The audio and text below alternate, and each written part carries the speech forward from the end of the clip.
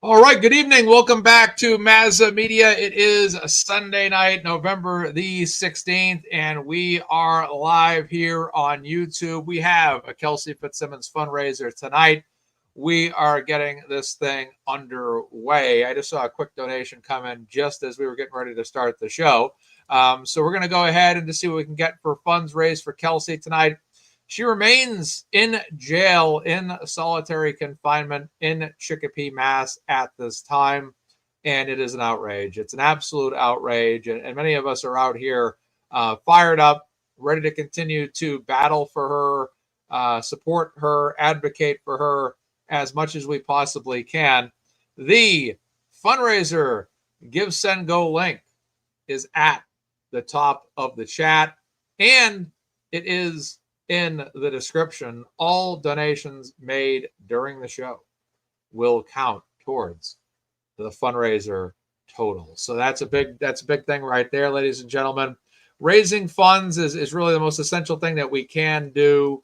It's one of the, I think financially, it's one of the best things we can do for Kelsey and anybody else, quite honestly, in her situation. We successfully did this for Karen Reed.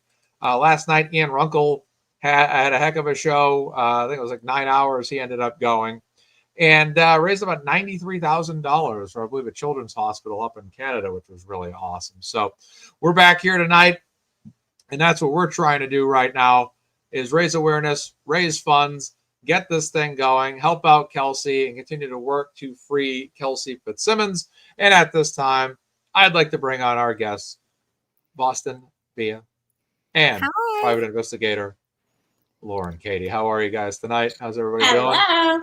Yeah, we're doing awesome. We're ready to go. It's an exciting night. It is Sunday night, but we're putting in the work here to raise awareness, and that's absolutely awesome. So hope you're both doing well tonight. I hope you guys have had a great weekend so far. Yes, thank you. Great to hear. And right now, the SJC motion's been filed by Tim Bradle's office to the SJC to get awareness out to them that, hey, look, what Judge Kathleen McCarthy Naiman is doing is no good at all, and something needs to be done to get Kelsey Fitzsimmons out of jail, because quite honestly, there's no alcohol violation here. There's nothing on her record that's alcohol related. So Bia, I'll let you kick off with some of your thoughts, and I'll get this fundraiser going. Sounds good. Thank you. Thank you for having me. Thank you, everyone, for being here. If you're able to donate, that'd be great. And if you can't, it's okay. Just help us share the stream, and it'll get out to people. And, bring awareness to the situation happening here to Kelsey here in Massachusetts. She does not, a new mom, having her baby turns 9 months today. And it's it's a milestone, and she should be with her son. So we wish nothing but the best. We're hoping for a good outcome from the SJC.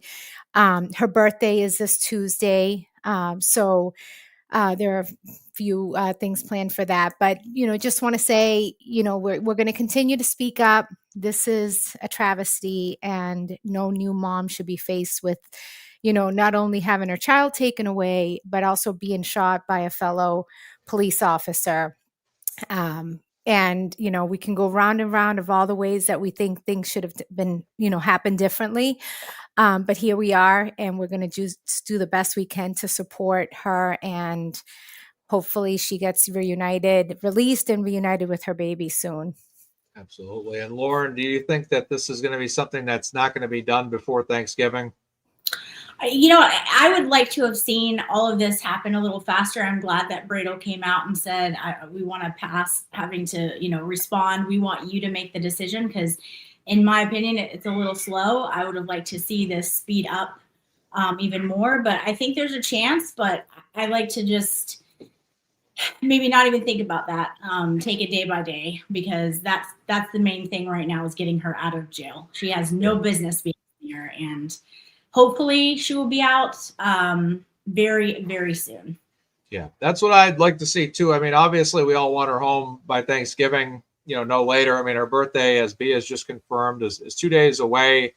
And now here we are in a situation where it's holiday time. It's her birthday this week. It's Thanksgiving a week after that. It's Christmas and all of that right now. And it's just running into the holidays. And again, at the end of the day, this is a woman who's spending her time behind prison bars, right? In a jail cell right now, solitary confinement for a breathalyzer when she had, and this is just why I just can't get over this. I just can't get over the fact that it's a breathalyzer and she has no alcohol related charges whatsoever. It's absolutely mind numbing. I like to call it, that's for sure. So Emily C is in the house right now. And she goes, the only thing that makes me feel better about what Kelsey is going through is knowing this whole army is behind her. I agree, Emily. Thank you so much. Appreciate that. Absolutely. Yeah, and to your point, Mazza, I was talking to a friend in Belgium and I was telling her about this case. And she's like, but why was she thrown back in jail? And I'm like, right. Well, because they asked if they could do another method of testing. And she's like, are you kidding? I'm like, no, it's literally, that's the reason. Yeah, that's exactly right. It's like, hey, well, she can't do the test because, can't do the test because, and then all of a sudden it's, well, no, you got to go back to jail. Are you kidding me right now? Nuts. Yeah. Sorry, I was doing something right now, but yes, that's exactly what my argument has been. My contention has been from the get-go. And Bradel says this in the briefing that went to the SJC as well. This is actually brought up, and it is, this is one of the things that was really, because this was a little bit of a debate, maybe not a debate, but it was a little bit of something that, the judge had kind of said, well, you hadn't submitted any kind of claim or whatever that she was in the situation that she was in physically, and I kind of ripped through that on one of the episodes here we did. And I kind of said, well, look, I go, I'm trying to find exactly where it is. Here we go. It's the one that has I had the link up earlier. It's the one with where is it? There it is. The charging documents. This is the one I want to show you guys. Let me bring this up real quickly. This is the one right here. All these documents look exactly the same on my screen. And I'm always like, which one is it? All right, here we go. So this was a refutal that I had recently where I had been saying, why do they need to submit any kind of medical-based argument when it's already laid out, and Bradel says it here, Fitzsimmons being shot in the chest is laid out in the initial charging documents filed and is certainly no secret in this matter. The court was aware as early as the second hearing on September 8th that Ms. Fitzsimmons had difficulty breathing due to her punctured lung and broken ribs. That's it. That's the whole argument right there. That's the entire argument. Yeah. She was airlifted. Yeah, she was airlifted to Mass General Hospital. She spent 53 days in the hospital. How was this even a question if she was shot or not, or that they would have to provide evidence that breathing into the scram device would be a challenge. It feels like it should be known. And no judicial discretion was taken. Yeah, she knew this from the beginning. That's a joke. I mean, it's an absolute joke, and she's misusing her power and authority to another level for certain reasons. Yeah, and to Mark Cunningham, my man, Mark Cunningham's point, alcohol thing is wild. As Karen didn't even have that, and Karen was an individual that was being charged essentially.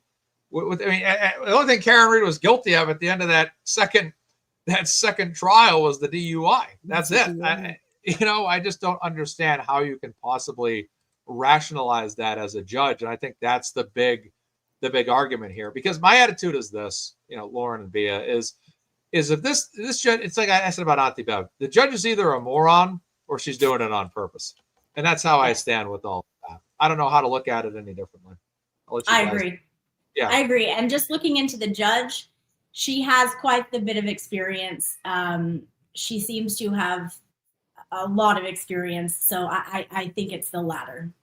Yeah, that's exactly right. I mean, these judges are obviously not ignorant of the law. You don't become a judge by accident. You don't like walk in the door one day and trip and slip. Oh, where am I? I ended up at a courthouse. Oh, here's a robe. Put the robe on and sit at the chair. And masterfully, they're just a judge with no formal education, no formal experience. I mean, that's not like that. That's not reality. This judge obviously knows how this works. And the rulings that she made were preposterous. And it's no wonder that, I'm sure Karen Reed, not Karen, I'm so used to saying Karen Reed, I'm sure Kelsey Fitzsimmons' defense team is so used to having to deal with this kind of stuff because they've seen it happen with Aiden. They've seen it happen even in the Karen Reed case where there's a lot of difficulty with judges where you're arguing sense. And then the judge is just like through one ear and out the other. It's like, were you listening to anything I had to say at all?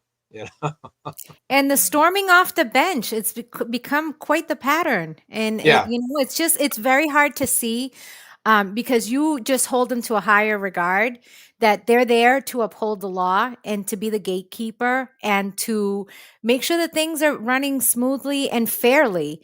And, these little outbursts that we've witnessed with some of these judges, it just doesn't seem right. I mean, you don't just, you have a bad day at work. You don't just storm off away from your desk and, causing a scene. And, again, these things were televised and they're being recorded and they're being, so it's not like it's for everybody to see. This isn't even like behind closed doors that nobody has access to this. The world is seeing your behavior towards somebody and showing no empathy. When all Bradel was trying to do is just ask for an alternative. Again, she also and it's been said in some of the documents that the ADA, I believe there's ADA violations. She should have had the accommodations available to her. That's a huge point. Lauren, did you want to speak to that? No, I'm just going to, along with that point, I mean, just like you said, you don't become a judge by accident. She should know more than anyone how much the world has watched Karen Reed's case, how much scrutiny that area is under. And this is how she chose to act in her position, knowing that people were following this case. This is a high profile case. So again, it's just a terrible look. And it only speaks to the fact of why she would act this way. Why? It's because there's something there. There's a reason she wanted her back in jail, in my opinion. Yeah, that's exactly what I'm concerned about too. Because I don't, like I said, Lauren, we agreed on this a moment ago.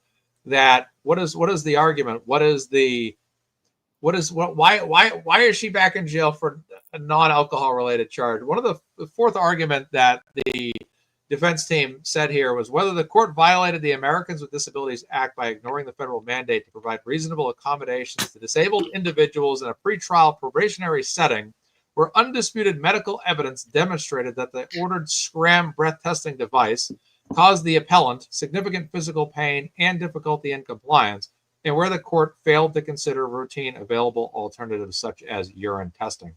And it's amazing how that just absolutely gets ignored in all of this, that she was essentially disabled. I mean, she's not someone that right now can go run 5 laps around a track at a local high school.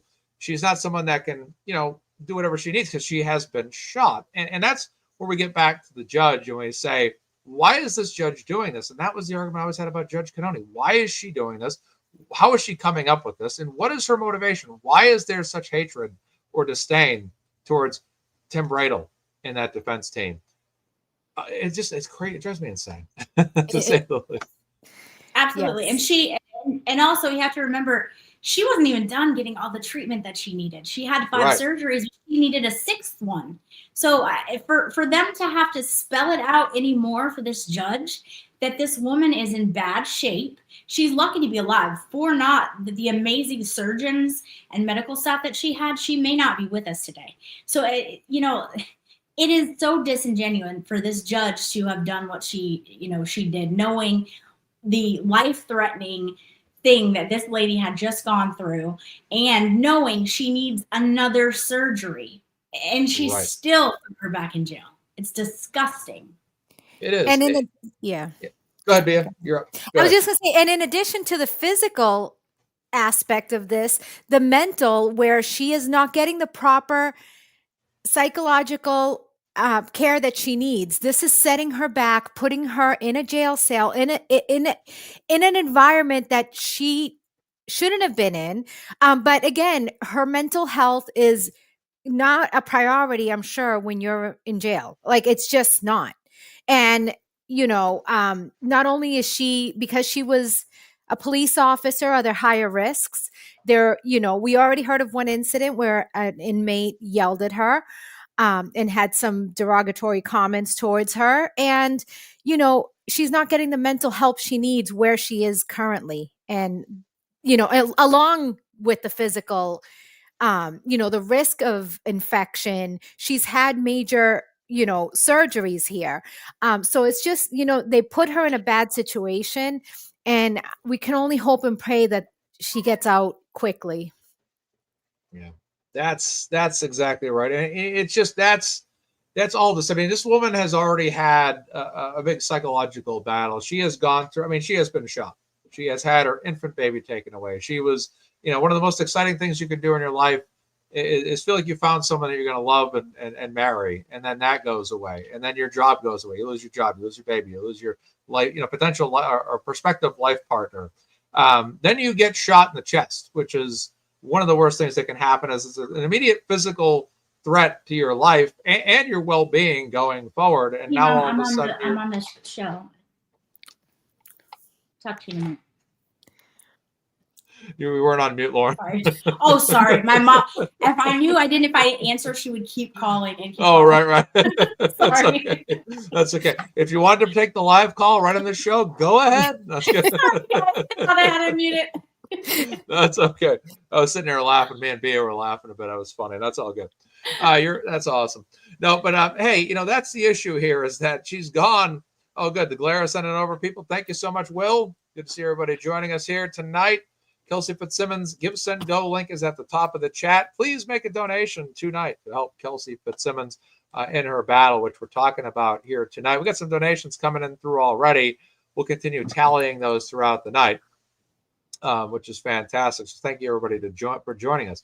But no, I just feel like this is one of the most horrible things that can happen to you, and just all at once. I mean, we've all had bad things happen to us in our lives, and from time to time, more than one bad thing may actually happen. But you're looking at getting shot, having to physically. I mean, Kelsey physically may always feel the physical burden of that bullet wound for the rest of her life. I mean, she could be in her 70s, 80s in the future and still be saying to herself, "My goodness, this still bothers me. This bothers me to this day." And that's Brian's in the house. He has some positive things to say for everybody. I always get a kick out of him. He's all right. Good guy. But yes, that's what I mean. Physically, you're injured. It's, even if it's had a sports injury that nags, or any physical injury at all that nags, it's a pain in the ass, especially when it does not go away. And she has to deal with that for the rest of her life. But what's even worse right now, it's not like, you're a student in school and you're playing hooky and you're pretending to be sick, but you're really not. And then you get in trouble for that at school. Like, oh, well, you didn't have a doctor's note. You were out 3 consecutive days. You didn't have a doctor's note. And we're going to, have to do some kind of alternative means to penalize you for that. This is a situation where in the literal charging documents, as we showed on the screen earlier, in the literal charging documents, it shows that she was shot, medical or not. That judge knows fairly well, as we all do. Because, I mean, I know Kelsey was shot, and I never even read the medical records. Nobody ever submitted the medical records to me or the general public for us to read, nor would they. But regardless of that, we all know that she's shot. It's obvious. And this judge would be like, oh, well, you haven't submitted the medical records, and we're just going to send her to the gates of hell, and send her back to jail because it's like, no, this is, I mean, a judge is not meant to make an emotional choice or even a mental choice in terms of, I feel this way, so this is how I'm going to rule. No, it should be, what's the law? and it's not like Lauren, you said this earlier, it's not like Bradel didn't walk into court and say, hey, the reason why we're here for this emergency hearing, she can't do the breathalyzer. I mean, she can do the breathalyzer, but it's absolutely horrible what's happening to her in terms of when she does this. And this was backed up by her own mother. Bea, did you want to go, or Lauren? Yeah, I mean, the judge knew what the charges were. And again, the fact that she was shot was not in question. So why they needed to provide additional medical, which I just saw glare. I almost said glare. Which Bradel did go and obtain from the surgeon who did the surgery as a follow up, and he also tried to have her issued. He also applied to have a reconsideration, which she quickly.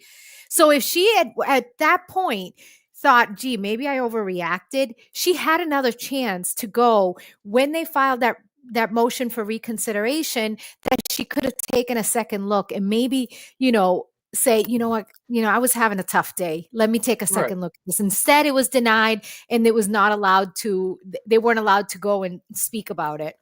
Right. Yeah, exactly, Bea. And not that excuses her behavior, of course, but of course, like I was looking like maybe she's softened up her, her tone or tenor. No, she doubled down, said they were being manipulative. Are you kidding me? That is despicable and disgusting. And that is why I think the general public saw this, and then they saw her other motion, or that she wrote back and said, no, why are you being this way? This is personal for you. Why? Because everyone felt it. Right.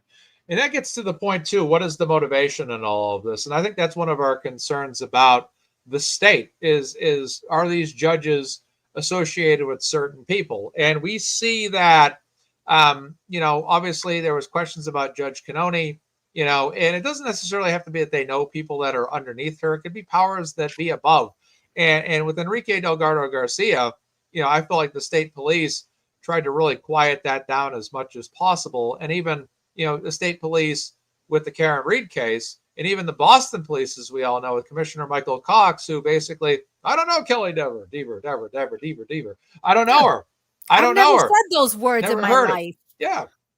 Unbelievable. It is unbelievable. And that's the big issue I have, is that these judges, they in certain situations, it appears like they're acting on behalf of powers that be, like, as the governor calling up and saying, we don't need a scandal here, send her to jail. But when you send Kelsey to jail, it only magnifies the issue. I wasn't even doing honestly, I didn't even know about this story till the day she got out in September 8th. I was like, oh, what happened here? Oh, there's Bradel. Okay. And I'm like, okay, this is what's going on here. And then 3 days later, she goes back to jail. I'm like, what? That's when I got into it. Now all of a sudden, here we are doing fundraisers every week. They did this with the Karen Reed case. They popularized this matter. They caused the outrage that made us want to do shows like this. And all these people have donated over $39,000 to her defense fund and growing.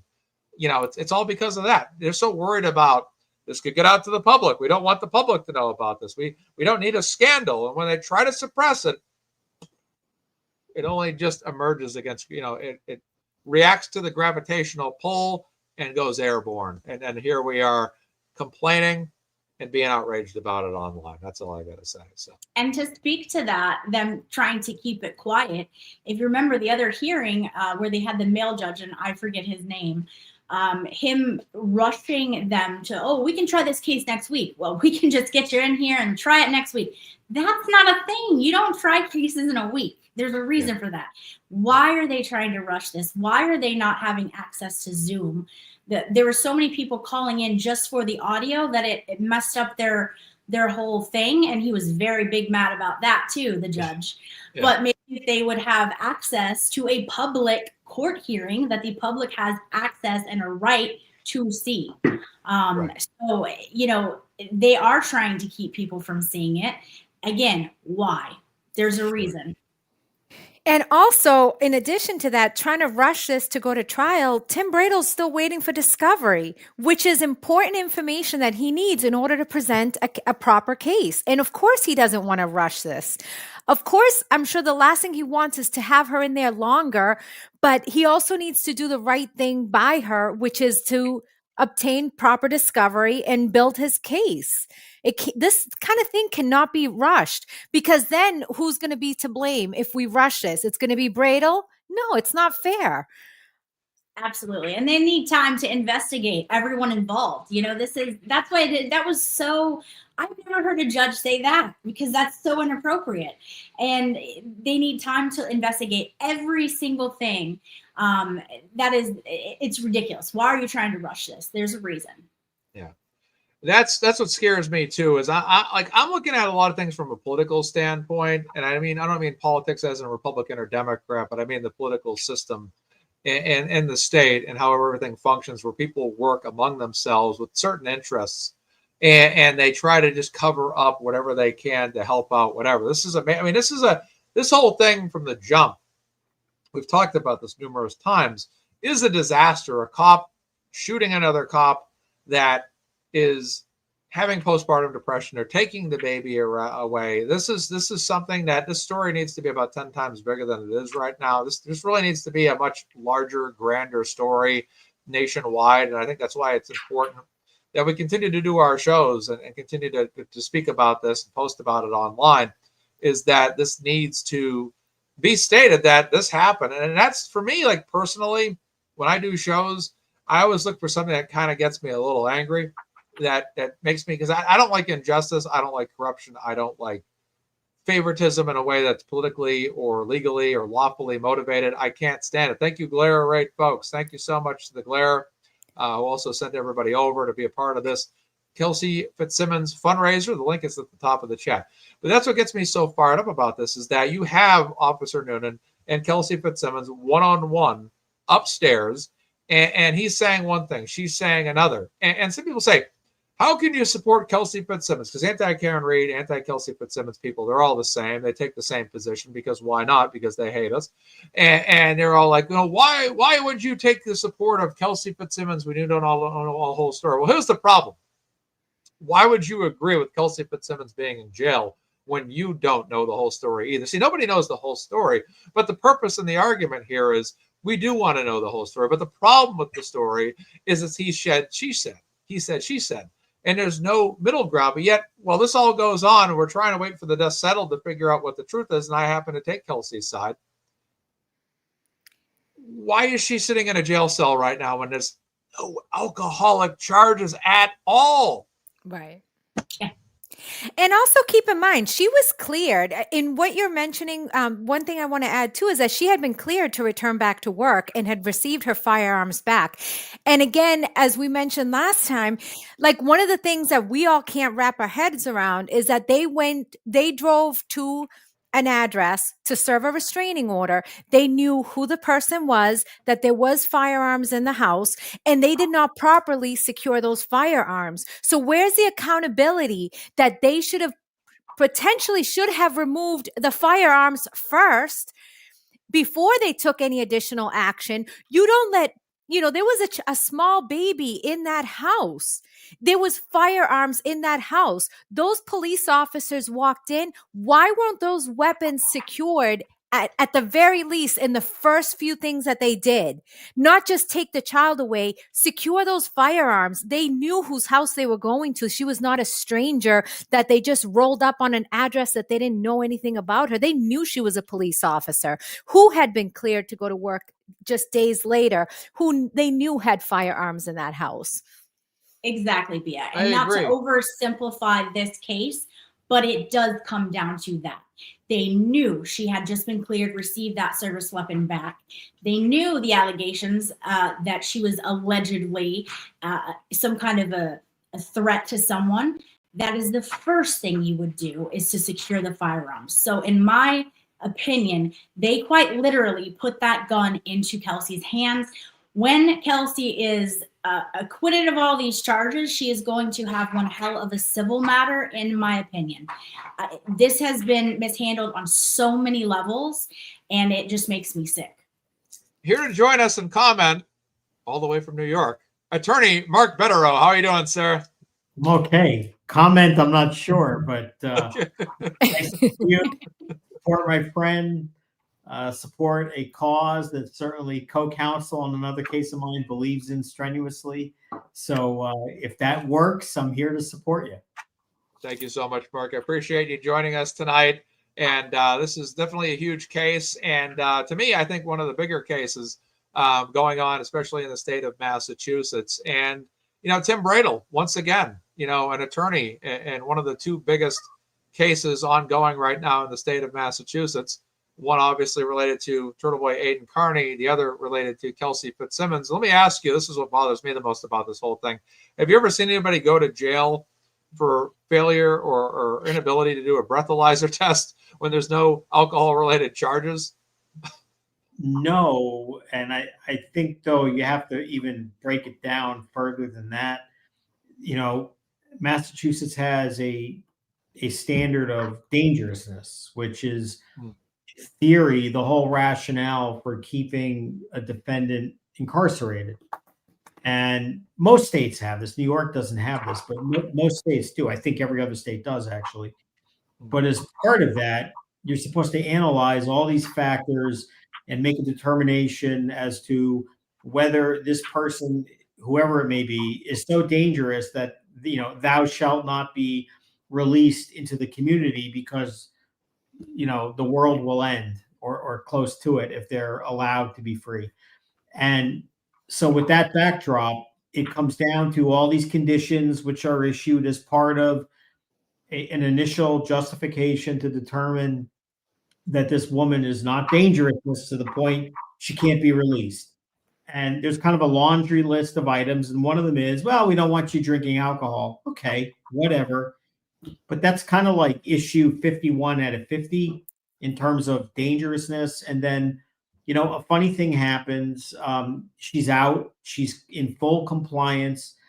And her own team puts forth an application and says, well, this is really physically difficult because she's full of bullets in the chest, which one can understand why it might be hard to, take a deep breath and blow on any kind of alcohol test. And not a violation. That's kind of a big deal, I think, that might get lost in the procedural posture of it all, that her own lawyers brought forth the application to just kind of not eliminate the condition, but adjust it with the support of the probation department, which is, point two that gets lost. If you do this for a living, one of the things you understand is that, generally speaking, the probation department is never the friend of a defendant, ever. And the fact that they agreed that this is not an unreasonable suggestion, let's find another way. She'll still take an alcohol test. We'll still prove that she's not dangerous by taking an alcohol test, was somehow swept aside. And it turned into this, crazy hearing that everyone's heard now probably 10 times, and resulted in a judge saying, well, if you're not going to do it my way, the way I ordered it, then, the hell with you. Now I find you dangerous, and we're going to lock you up for several months. I don't know really a lot about the merits of the actual case itself, but in terms of the bail determination, this is one of the just worst abuses of discretion and just outrageous, callous, horrible rulings I've ever seen on a humanitarian level. It's just get the law. This is insane. Yeah, it is. That's absolutely it. Lauren or Bria, did you guys have any comments, questions for Mark Betterow? Well, I was going to say also, can you speak on the fact that they were not there for the 259 versus 259A versus B part of it, that she wasn't there for bail, for having broken her bail agreement. She was there because she was asking for an alternate accommodation. Yeah, no, I think that's a big deal, and just, again, outrageous on, if nothing else, a humanitarian level. I mean, It's not often that you see a defendant approach the court and say, look, I will do what the court has ordered me to do. I will be compliant. However, there are these unique physical conditions. I'm pumped full of lead. Again, putting aside whether the reason that is, but the bottom line is this is difficult. The probation department supports it. And you have a judge who says, you're always asking me for this. I don't want to hear from you. I don't want to hear from the doctor. Mr. Probation Officer, this is hearsay. I don't want to hear from you. And if you're not going to do it, then in you go. And it's now been, what, a couple months or close to it. No, I mean, look, I'm not a Massachusetts lawyer. I, on some level, say that with some degree of pride. Not that. I do feel compelled to like point that out. Although in the next several months, I think I will probably write the check and get the references and just do it because why not? But all kidding aside, I'm not a Massachusetts lawyer. I don't know the full culture of how things work there. And it's disturbing. I mean, this is absolutely insane that the sole reason of pretrial detention is the issue of whether a very seriously injured woman, guilty or not, doesn't matter, is unable to comply with a condition that she brought to the attention of the court on her own volition because of, just trying to find a different way to satisfy the court and have the court say, the hell with you, jail it is just, it's gross. Yes. Yeah. And just to follow up, sorry, Lauren, and what about the ADA? Like, don't you feel that the judge violated some of the American with Disabilities Act? Yeah, it's funny. When you said ADA, my first thought was, I thought you meant about the gutless prosecutor who sits there. Oh, yeah. That too. Wrong question. So we can start with that angle. A prosecutor is supposed to do justice, okay? Yeah. And I was a prosecutor, as you know. But, it's not about notches on a belt. It's about doing the right thing. And the court issued a ruling on dangerousness. The defendant comes forward, says, I have a condition.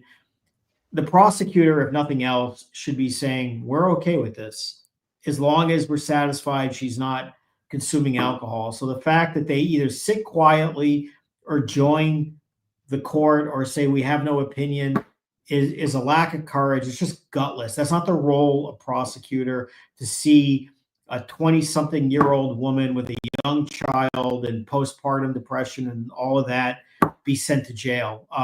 That's not how this should be. The other thing is this. It's very disturbing, and this goes to the ADA, the prosecutor, not the Americans with Disabilities Act, to sit there and say that we're okay with her remaining in custody while ignoring the critical fact that, we charged this case as an attempted murder, and a grand jury completely lowered those charges substantially to the point where any incarceration, if any, is going to be much lower. And she's eating up that time now, and she may very well never be convicted. So this is just lost time in life. So the prosecutor in this case is gutless, clearly. By remaining silent, they're complicit in just on the bail issue. Again, they may have their own view about guilt or innocence, but if everyone agreed that this woman was compliant with the conditions of release and wasn't dangerous, I don't know how any sane person could think, well, now she's dangerous because she's asking you, can I pee in a cup this way rather than blow on a test that way? Right. I mean, as far as the Americans with Disabilities Act, you have to have reasonable accommodations and this seems to be one of those. And, what's very interesting is this is kind of like the power of the internet, and it's fascinating. It's an issue that, as far as I know, it kind of came from the internet. I don't think it was an original lawyer thought, and it worked its way into the highest court in the state, the Commonwealth of Massachusetts. And that's fascinating to me. It's just the way the new world is in terms of how people consume information and do what they do. You saw this in the Karen Reed case, where all the, online sleuths came up with ideas and passed them along. and they worked well. And it appears to be happening here as well. And I'll be honest with you, that was not an argument I thought of initially. Not that I paid a hell of a lot of too much attention to this, but it is fascinating that I think that's a very interesting argument. I mean, you have to provide a reasonable accommodation. This is not a violation. We're just trying to find a reasonable accommodation. And this very nasty court is of the position that we're not going to do that. So in you go. And, you know, you'd like to think the full SJC will think differently. Yeah. And that was my question, Mr. Betterow. Like, how successful do you think I guess what your prediction would be as to the success of the appeal? This is Massachusetts. I have no prediction. You know, I don't like the idea. If I understand it correctly, I don't follow it that closely. I mean, maybe I should follow it closer than I do, but the briefing schedule is when exactly? What is the timeline of when this is supposed to be heard? Does anybody know? That was coming up. Go ahead, Lauren. I was going to say, was it the 21st that they're 25th. Now asking for? I think it was the 25th. I think Karen Reed was the 21st, and then the 25th was the next hearing for that. Yeah. Is the SJC slated to hear this before Thanksgiving? Or they're trying to escalate that, but they don't have a set time yet. They're trying to push it forward, but I don't know if it's going to be scheduled just yet. That's the latest I heard. Bia, you might know more about the schedule. So it's not scheduled at all, or it was initially slated for after Thanksgiving? I find it was slated. Yes, it was slated for after Thanksgiving, but Bradel just filed a motion saying that he was kind of waiving his, I don't know what the term is, but he was waiving something to make it happen sooner. Right. So Tim is doing what lawyers do, which is we want her out of jail and we'll take the hearing as early as we can. You know, again, government is bureaucracy. They don't particularly care about any given defendant on any given day. I'm not crazy about the idea that they would slate the argument or the decision initially for after Thanksgiving, because, I mean, just symbolically, that's the classic get home. You would say Thanksgiving and then Christmas or whatever it may be. But in terms of making a prediction, I mean, Massachusetts courts are I mean, you've seen it. We've all seen it. They're a mess. I wouldn't even begin to venture a guess. The worst part is, to me, this is not so much a legal analysis. It's a humanitarian one. This whole situation is absurd. I mean, again, I'm talking specifically about the pretrial detention. I don't know enough about the case to have an ultimate opinion, but the idea that this woman is locked up as a police officer, by the way, which is much worse, that almost guarantees you're going to be in protective custody or sole custody because, you know, you're a target as a cop. It makes it worse in many ways. And I just think it's very sad and foolish. And I don't think you need to be a lawyer to see that. This was the motion that was filed. A motion had been filed with the SJC by Attorney Tim Bradel to waive Rule 19A3. The motion also requests to have the submission date for papers moved up from December 3rd to November 21st. Essentially, it's a great push to get things moving along as quickly as possible. That's exactly. They want it decided early as possible to get her out. And of course, you know, if it's in front of the full SJC, let's be clear, this is the court of last resort. If they deny, she's screwed. That's it. There is nowhere to go. There's no Supreme Court. There's no, you know, that's not realistic here. This is the highest court in Massachusetts, and this will be it for sure. Yeah.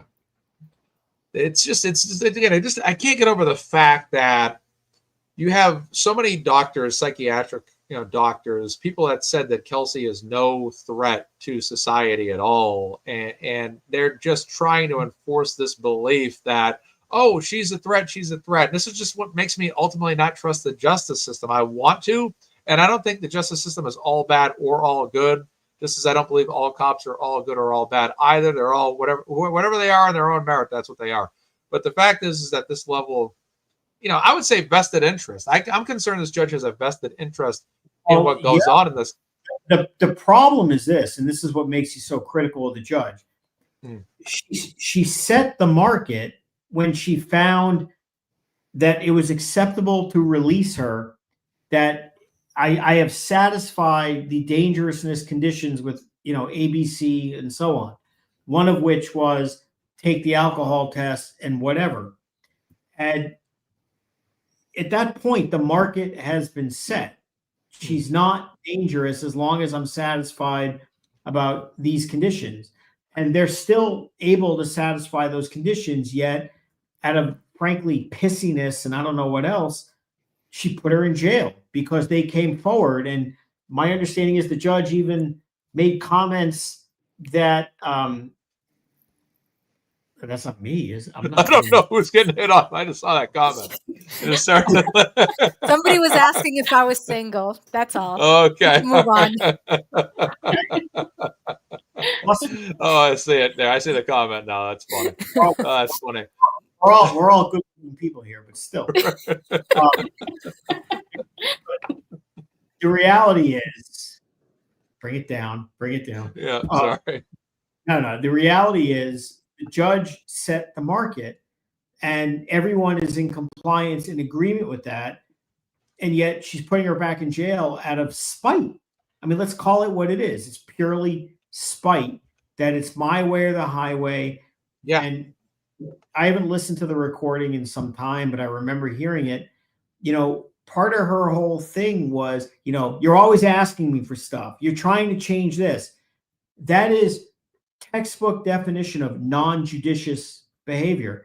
I mean, a judge should be focusing on the issues, on the law, being fair, not this, why are you back in front of me trying to do this? And I don't trust you. Right. And that sounds like a catty teenager response more than a serious judge response. That's just my view. Yeah, you're right. That's exactly what our issue is too, and I strongly agree, obviously, with that. And that's the issue we all have, is just this storm out of court, accuse the defense of tactics. And what concerns me the most, Mark, is that of all of this, the charging documents clearly show that she had a medically related issue. Yet this judge from the jump gave her a breathalyzer test called the Scram test as opposed to alternatives. Whereas even up front, the judge also pre-approved a certain route while she was under in-house arrest, home arrest with the GPS ankle monitor, right?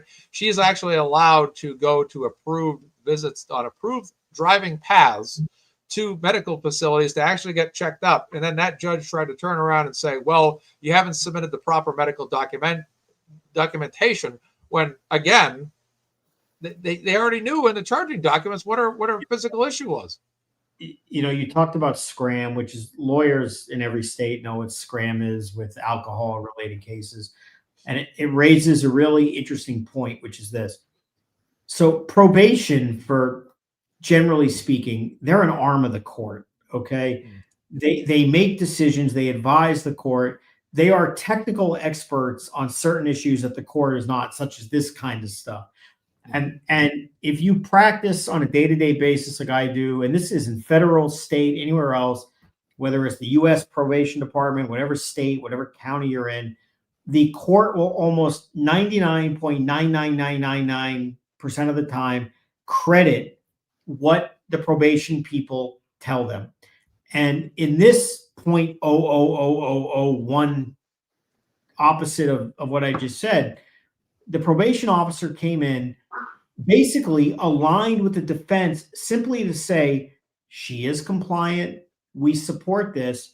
And this person got attacked by the judge, not just rejected, got attacked, discredited, challenged, said, you're not even testifying, you're using hearsay, which is ridiculous. Courts can use hearsay for this kind of stuff. But to see the judge go after the probation officer on this, to me, was actually the most telling part of how wrong all this was. It doesn't mean the judge has to literally rubber stamp what a probation officer says, but you will see deference to their expertise. And when they say, we're satisfied, she's in compliance, she'll do this, we support this, never in my, 27 years now. Yeah, 27 years. Never in my 27 years have I ever seen a state or federal judge disagree with a probation officer on something like this, where they are telling the judge, we're good with this.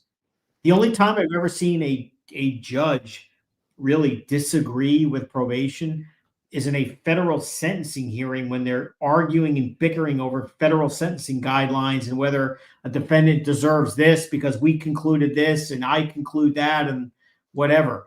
The idea that a state court judge would argue with a probation officer over how to take an alcohol test and approve and demonstrate that she's compliant is, again, you can call it a legal issue, but to me, this is beyond. This is a lack of humanity issue. It really is. And look, these are legal decisions. I get it.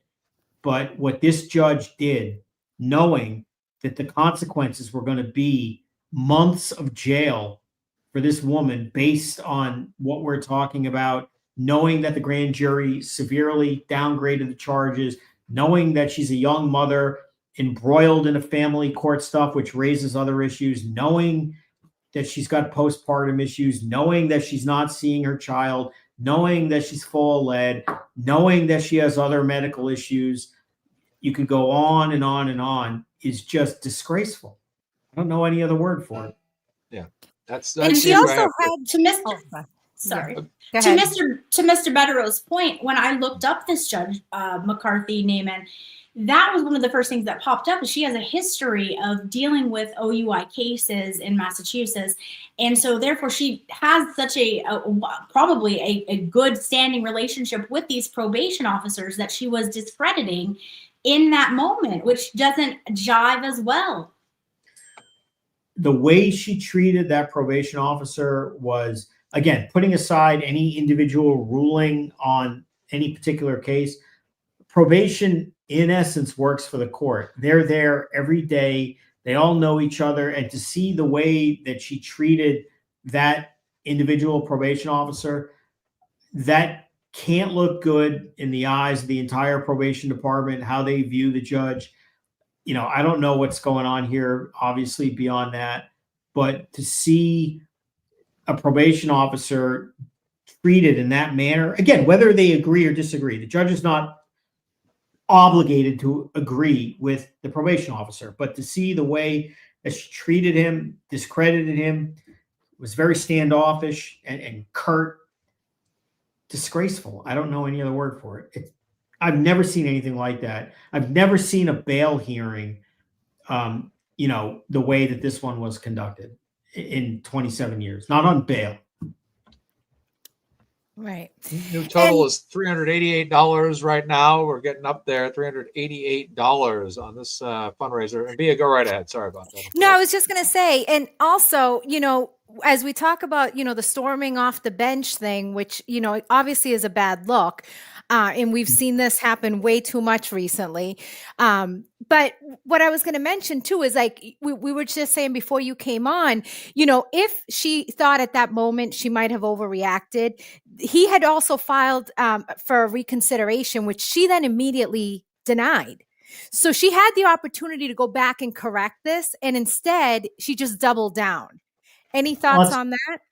Yeah, that's judicial insecurity. I mean, I think that's classic insecure behavior.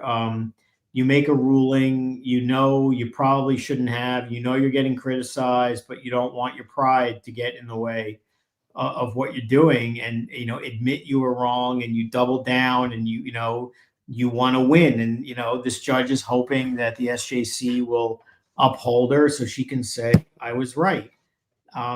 Again, to what cost? I mean, at the end of the day, this judge is going to have to deal with this on a personal level. She's got to wake up in the morning, look in the mirror, and say, have I done justice? Is it just that this woman is rotting in a jail cell in freaking Chicopee or whatever it is? Chicopee, Western Mass. Nowhere near her family, nowhere near any of this. I did justice today. And I mean, and if in her mind, she thinks she has, and God bless her. But, most people would disagree, Your Honor, that you did justice, at least as it relates to the detention issues. So I'm not surprised that she would double down. And, why she was so nasty. I mean, I don't know what's going on here with the personalities, other than to say, you know, I know Tim very well over the last year and a half. He's one of the nicest people I know, not just lawyers. It is what it is. You know, we had an arranged marriage as it relates to another client. You know, and those can be very tricky situations. You know, when new lawyers come in and join, and in this situation, there was none of that. Like, we're like completely symbiotic, friendly, socialize, talk, and he's just a good person, a good lawyer, very respectful, very passionate about what he does. And I don't understand why this judge was so rude. And it does look personal when you listen to the transcript. Yes. And, you know, again, you look at somebody like Tim and you say, well, how could it be personal? He's such a nice guy. Oh, yeah, exactly. Even if you think he's legally crazy on this issue, why is this judge just like so wrenched for battle? That's right. I don't know. There's something really weird to all of this. I don't know what it is. It's weird. And she sent her back for 180, sorry, Mazza, 180 days, almost as a punishment. Yeah. I mean, and then she's trying to rush to, you know, push Tim Bradel to bring this to trial, and he doesn't even have his discovery. I mean, it's insane. Mr. Betterow, have you seen that clip where the judge is saying, "Oh, we can get you on the docket for next week to go to trial"? It was insane.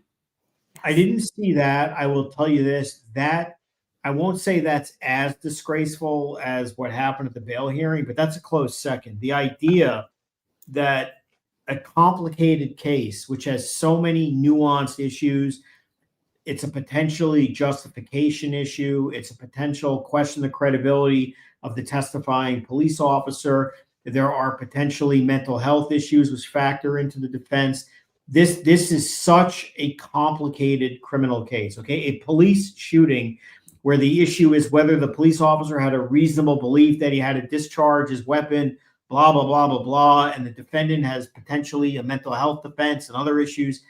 I can tell you from experience, those are complicated cases that can take months and months to flesh out. There could be experts, there could be psychiatrists, there could be psychologists, there could be mental health examinations, there could be police use of force experts, there could be so many different things. And for some judge to say in a case like this that I can try this next week is just, I hate to use the same word over and over, but that is disgraceful. That is a complete, that's not sincere.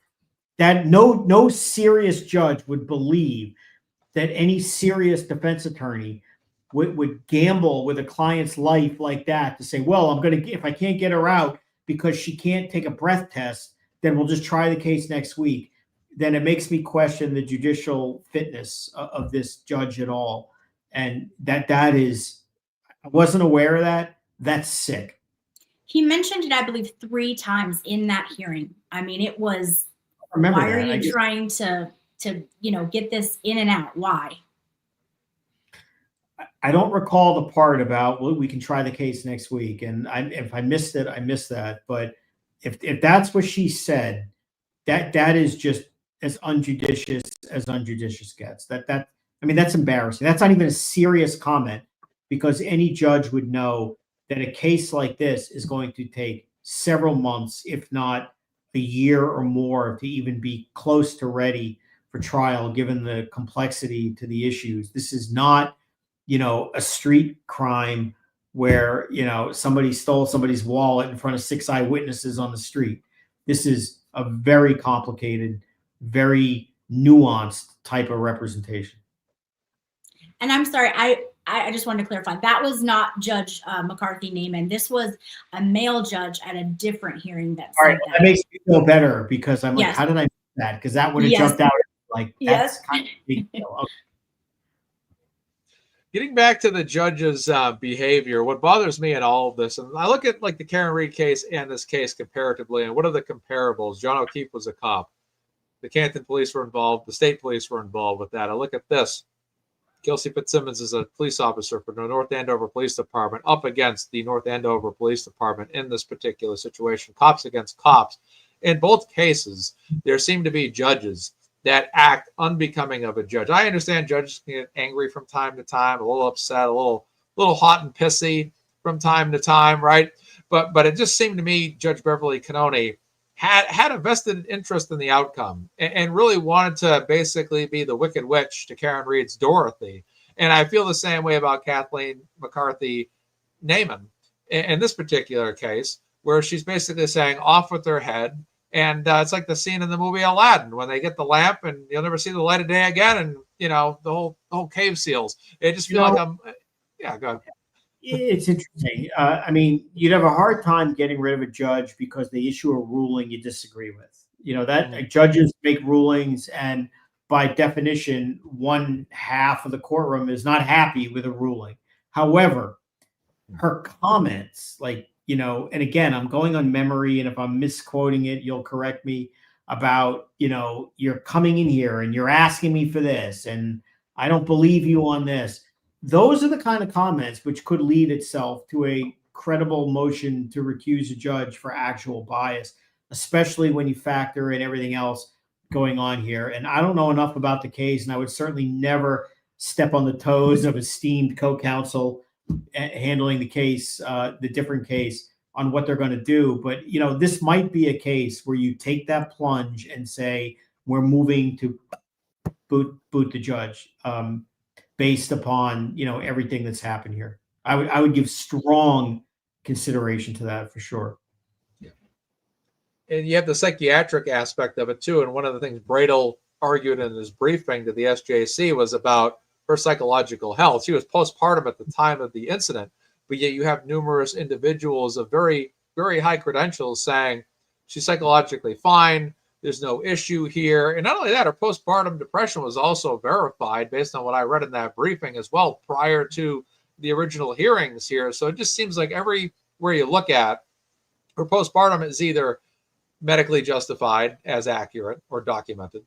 And then her behavior going forward with psychologists or whatever is also documented that this woman is not a threat to the society. But yet the judge's argument is that the reason why she had to do the scram test is because she's a potential threat if she gets drunk, because of allegedly she was at a bachelorette party recently, and no woman ever has ever drinking at a bachelorette party any more than any man has ever drinking at a bachelor's party. It's not like they made 3 movies called The Hangover about bachelor parties where people get hung over. You know, and it just, this judge is saying, well, you know, she got drunk at a bachelorette party one time, and this is, you know, she could be a serious danger to our society. It's ridiculous. It absolutely. Well, 2 thoughts. You know, as far as the postpartum goes, you know, that can be considered on many levels, including whether it gives rise to a psychiatric defense. I don't know. It's certain, and if not that, it's certainly, as far as the merits of the case, can be a mitigating factor. But it may very well be a part of the criminal case about, you know, she couldn't form any intent and da da da da da.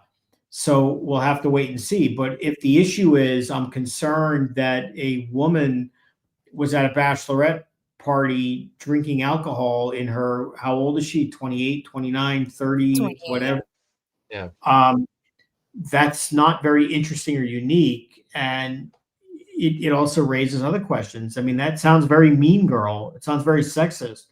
You know, if some man went out and had a few drinks to the point of even intoxication at a bachelor party, you'd say, well, that's kind of what guys do. I'm not sure how that factors in. Now, if you say, I'm concerned about that, it happened a week before, so as part of my dangerousness analysis, I need to make sure you're not drinking, fine. But then we get back to the point we addressed earlier, which is, we are addressing that. All we're doing, Judge, is asking, is there a different way because she can't breathe?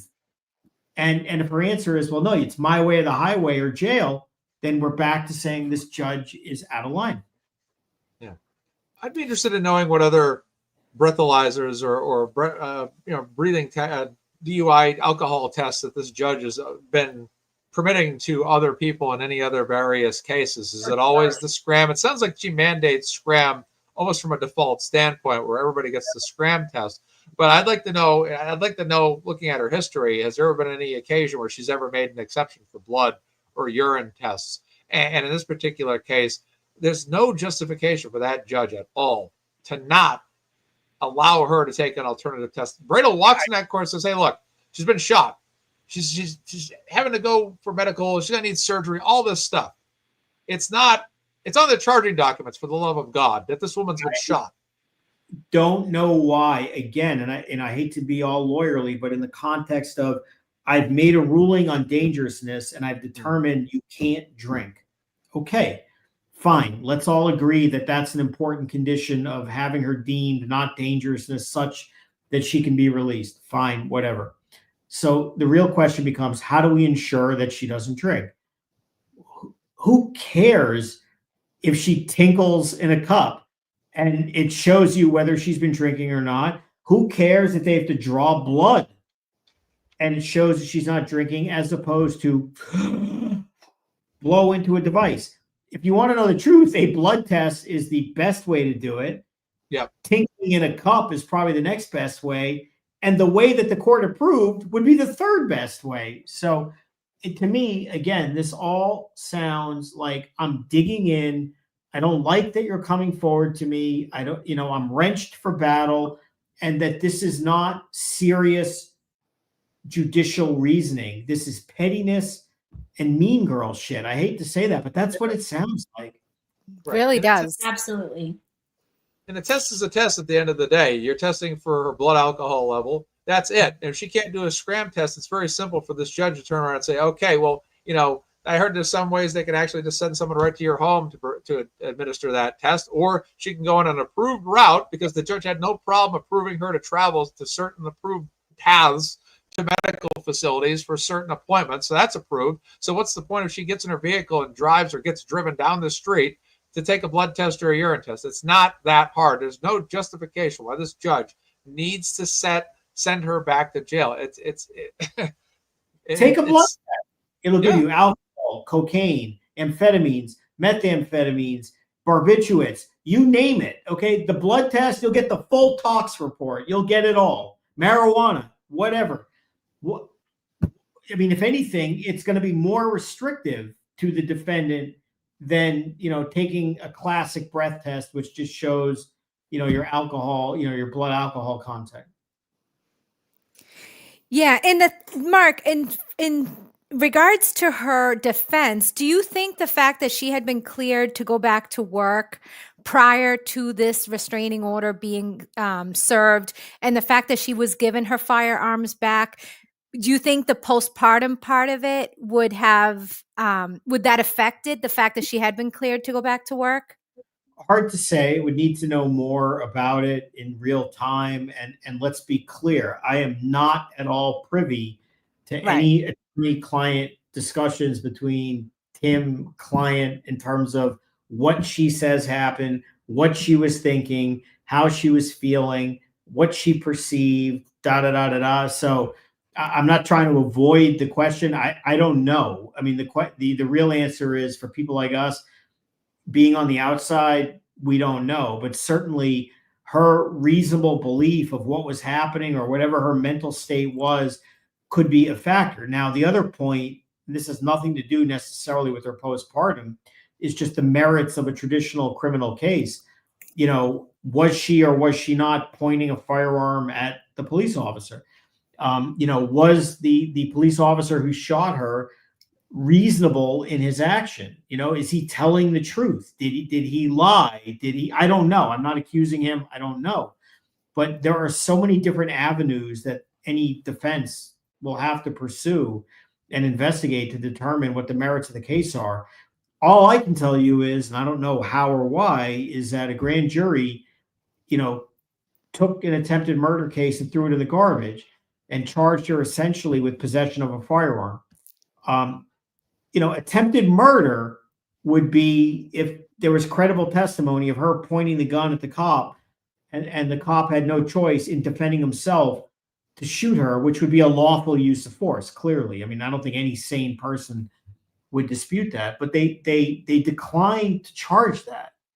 And I don't know why. I haven't seen the grand jury minutes or anything about it, but that's kind of an interesting thing here. Why did they do that? Did they not believe the testifying officer? Is there forensic evidence which doesn't establish what he's saying? Does it not make sense? I don't know, but this judge also should have factored in the reality of there is a big difference between attempted murder and, you know, whether she's allegedly just waving a gun around or pointing it at herself.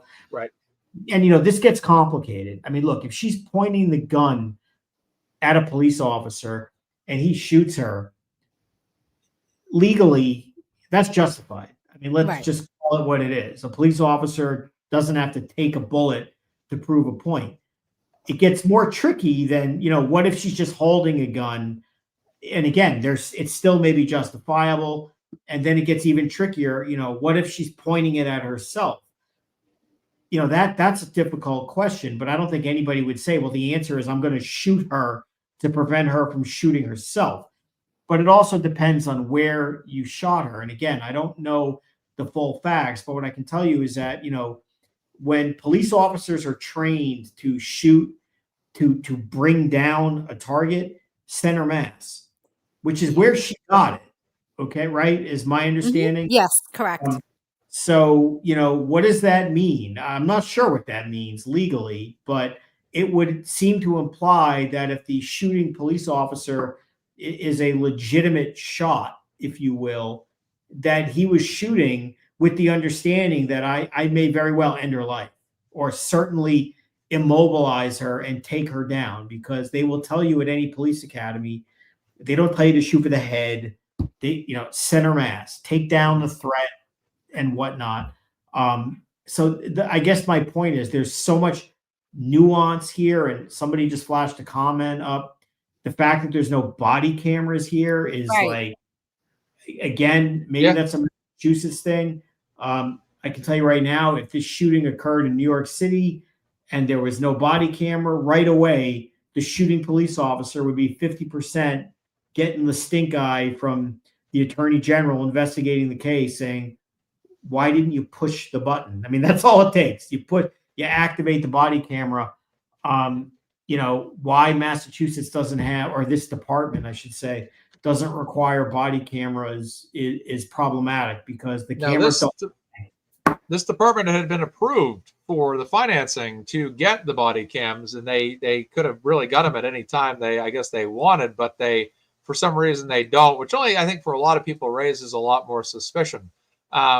That's what I'm, you know, concerned about as well, is why don't they, if they have that option to do that? And that's just, I think it should be nationally mandated that all officers should have body cams, because number one, it protects the officers against the public. You never know, someone from the public's coming at you, trying to put you in a situation that's uncomfortable, and you have to act in a manner that could be controversial but justified. And it's the same thing for the public. The public needs to be protected by the cops, who are not just walking around doing whatever they want all the time. And that's a situation where I'm like, hell, you know, let's have, but why aren't the body cams on? And like you said, Mark, that raises a lot of suspicion to me that department doesn't have that. Yeah. And in theory, I don't think any reasonable or sane person who is either not predisposed to be a corrupt police officer or predisposed to be a criminal would say, why wouldn't we want an accurate depiction of a police civilian encounter, and the truth will be whatever the truth is, and you go from there? I mean, I don't think many sane people would say, let's keep it secret and rely on the words of people. Right. There's a video that will show, honest to God, what happened, whatever the truth may be. So yeah, these are disturbing questions. What do you think about the police? Me and Lauren and Bia had a pretty big discussion about this recently. In a recent episode, was about the procedure in terms of the officers entering a home, having the fiance who is about to get the baby pretty much nearby outside the home, entering the home knowing that she had a gun inside the house, already knowing whatever Justin had told her, you know, would obviously say that, you know, if he's saying she's unstable or whatever, that's what he told her, then why weren't these officers more cautious about, number one, securing her, containing her, putting her in a situation where she couldn't possibly get her hands on a gun, even if that was either A, to turn the gun on herself, or B, to turn the gun on an officer. It just seems to me, and Lauren and Bia also felt the same way, that this was something that was completely on the cops to not only further protect themselves, but also protect Kelsey as well in that situation, giving her, given the situation was very drastic that they were coming to seize her child. I guess my first question is, when the cops are, where was the child?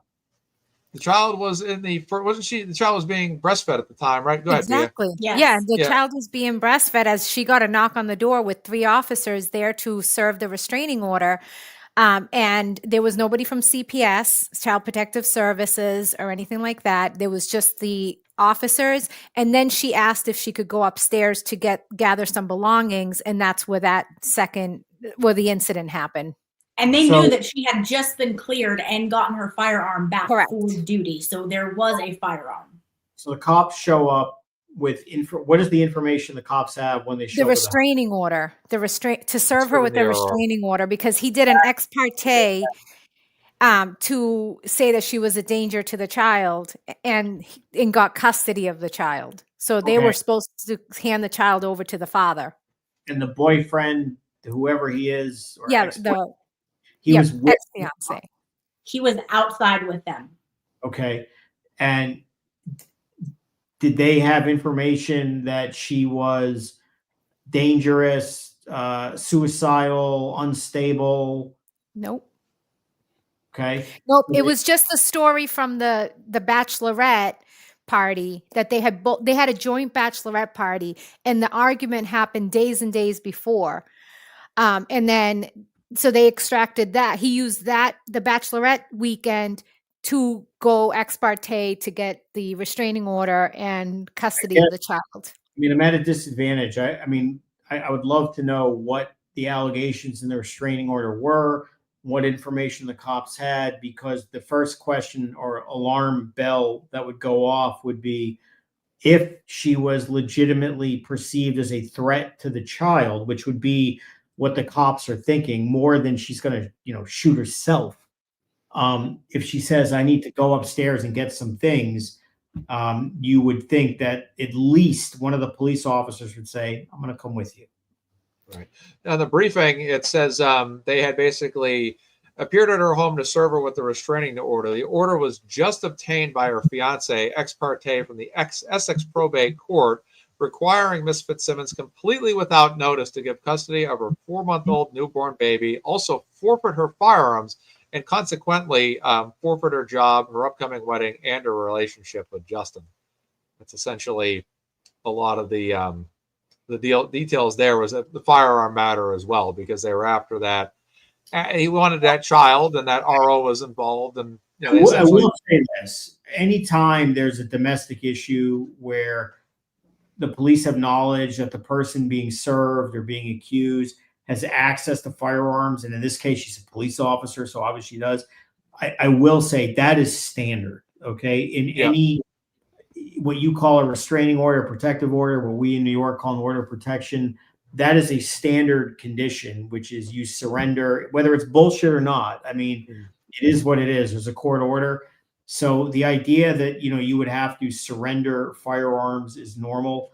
When you factor in all the other things, and, she's going upstairs and the cops are just going to hang out downstairs and claim she comes down with a gun.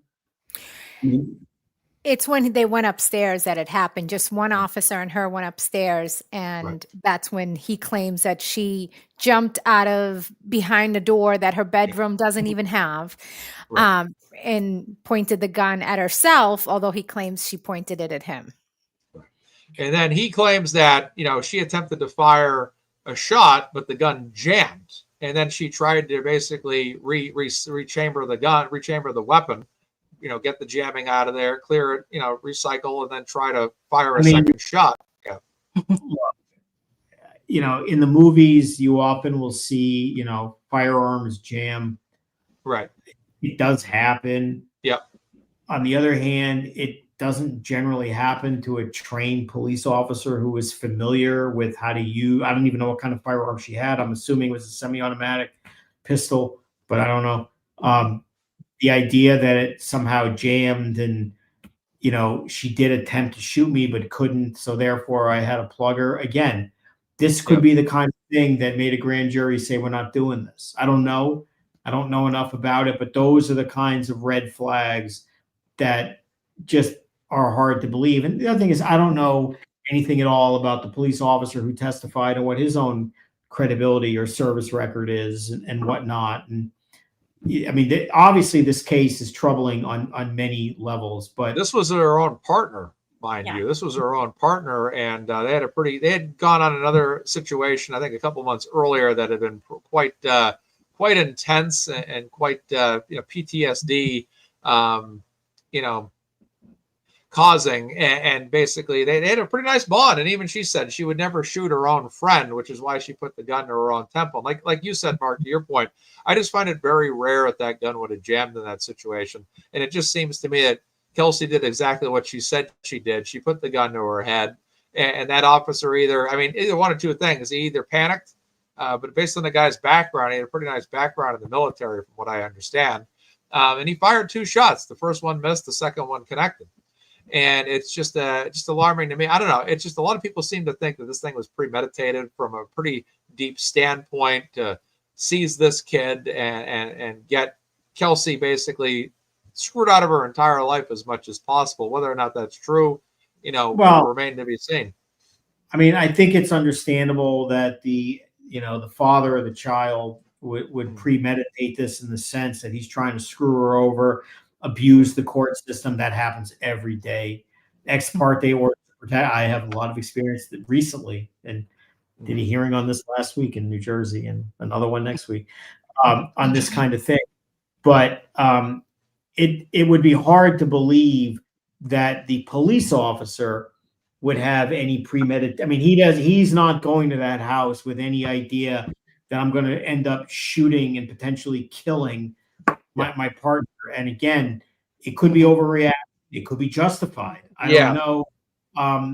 Look, a lot of times with police shootings, there is a culture of, I had to do it. I'm not saying that's the case here, but there are all kinds of funny is not the right word, but this situation that I'm about to tell you is funny.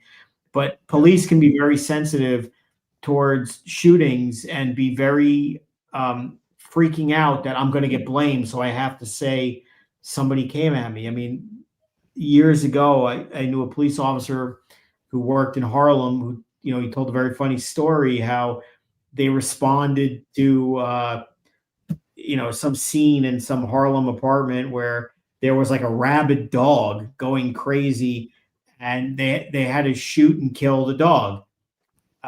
Nobody wanted to do that, but they did. And then, of course, anytime a firearm is discharged, there's reports. We have to call a sergeant, a lieutenant. Here comes, it's a big to-do. And so what did these guys do before the lieutenant got there? They had this, and I'm a dog lover, so I hate talking like this. There's like a dead dog lying on the floor. And when the supervisor showed up, what happened? They had an open switchblade in the paw of the dog. Oh, boy. I mean, look, this is gallows humor, but the point is, the cops, their whole initial reaction was, this has to be justified. Even if it was, like, we have to make it like, right. This is a good that way. This is a good shooting. Right. And I don't know what happened here, but again, you go back to grand jury didn't go for it. And, there's a reason why. I don't know what that reason is. You can only assume it's based on a lack of evidence. So, is it sympathy? It could be, but why would there be sympathy in a grand jury proceeding? They may not have even known that she had postpartum. They don't know anything about her. A grand jury proceeding is as one-sided, skewed recitation of facts as you'll ever see in law. So why did they, in spite of all that, no bill the most serious charges? It's interesting. Yeah, I don't necessarily think he was motivated as much as I think he might have been reactionary. It's an issue, Yes. I remember being a kid. When I was a kid, I had a lot of toy guns, a little airsoft, not airsoft. You pull a little trigger and it'd make a little noise. And, back in the 80s and 90s, those things were not color coded. They looked like real guns. And my dad used to always say to me, he goes, when you're running around, the front yard with that, I go, if you go messing around and a cop confronts you, you put that thing down immediately, because it can cause a reaction out of the officer. And eventually I got the color coded super soakers and all that. So it wasn't a problem a year or two later. But, actually, that was actually something my dad had as a kid that he gave me in the 80s. So it was actually probably like a 60s toy gun. But, that's besides the point. But this is an issue here. Is it possible this officer saw her going for the gun? Her intent was to put it to her own head. And at that moment, he goes into either a panic or a reactionary standpoint where he starts to fire bullet number one, misses, bullet number two, boom, not understanding that she was. So it could be that. I think that's kind of my theory right now that I'm going with as my number one. It's not necessarily, again, there's more facts to be determined. That's not even necessarily an unreasonable shoot. Okay. And I've represented a lot of police officers, including for alleged excessive use of force. And on the street, life and death can be a nanosecond. It's true. You wait half a second because I don't want the prosecutor to think it's unjustified, and you take one between the eyes. Well, who cares? If that's what happened, I'm not, and again, I don't know that that's the case, but for her to take a gun and like swing it towards her head, but it's coming out this way, might that be justified? It may very well be. But on the other hand, the burden of proof is on the prosecution. And if she's simply swinging it to her head, that may justify the police officer in shooting her. But let's understand something. The police officer who fired the shot is not the criminal defendant. His intent is not the one being scrutinized by a jury. The jury would only be determining what Fitzsimmons is doing. And if they credit the concept of what you just described, that she's going to harm herself in some unfortunate way, and then, regrettably get shot, that may legally justify the shooting officer, but that doesn't make her guilty of anything other than arguably possession of a gun. But that's also trickier because she has a license to the gun. I mean, she may very well, even on that fact pattern, get a straight acquittal and not be guilty of anything legally. And that's what makes me think too that they tried to justify his shooting, because if it went down like to that theory I just said, if that theory happened to be the accurate, exactly what happened, let's say, is that are they in a situation where they're like, well, this officer could really get in serious trouble because he overreacted and ended up shooting her when he wasn't supposed to.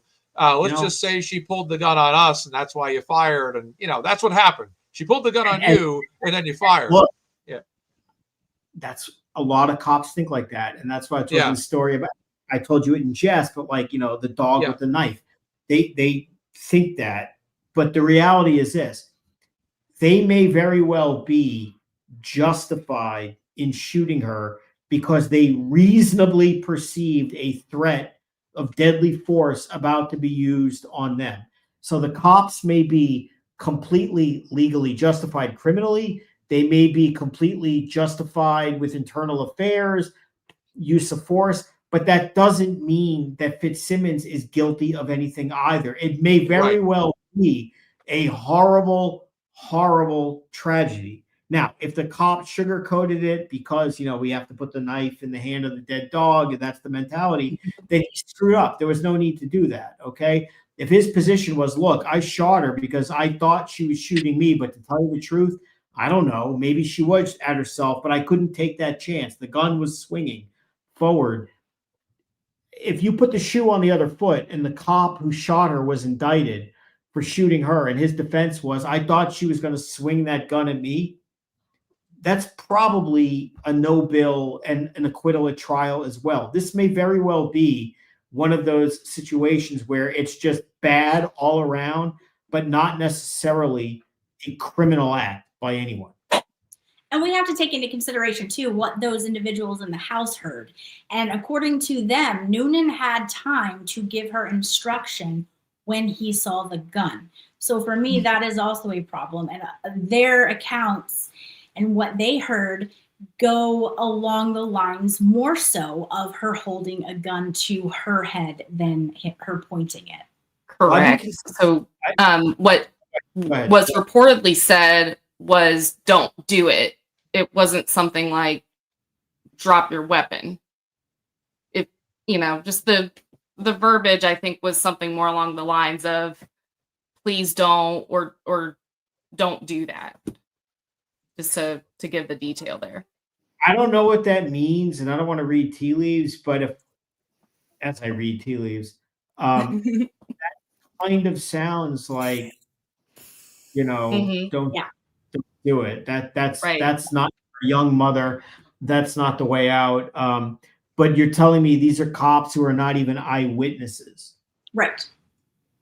Yeah, no, that's tough. I mean, I don't know what kind of persuasive value that will have, but if the verbiage is don't do it, I mean, you can certainly expect skilled defense attorneys like exist here to suggest what is the common sense interpretation of that.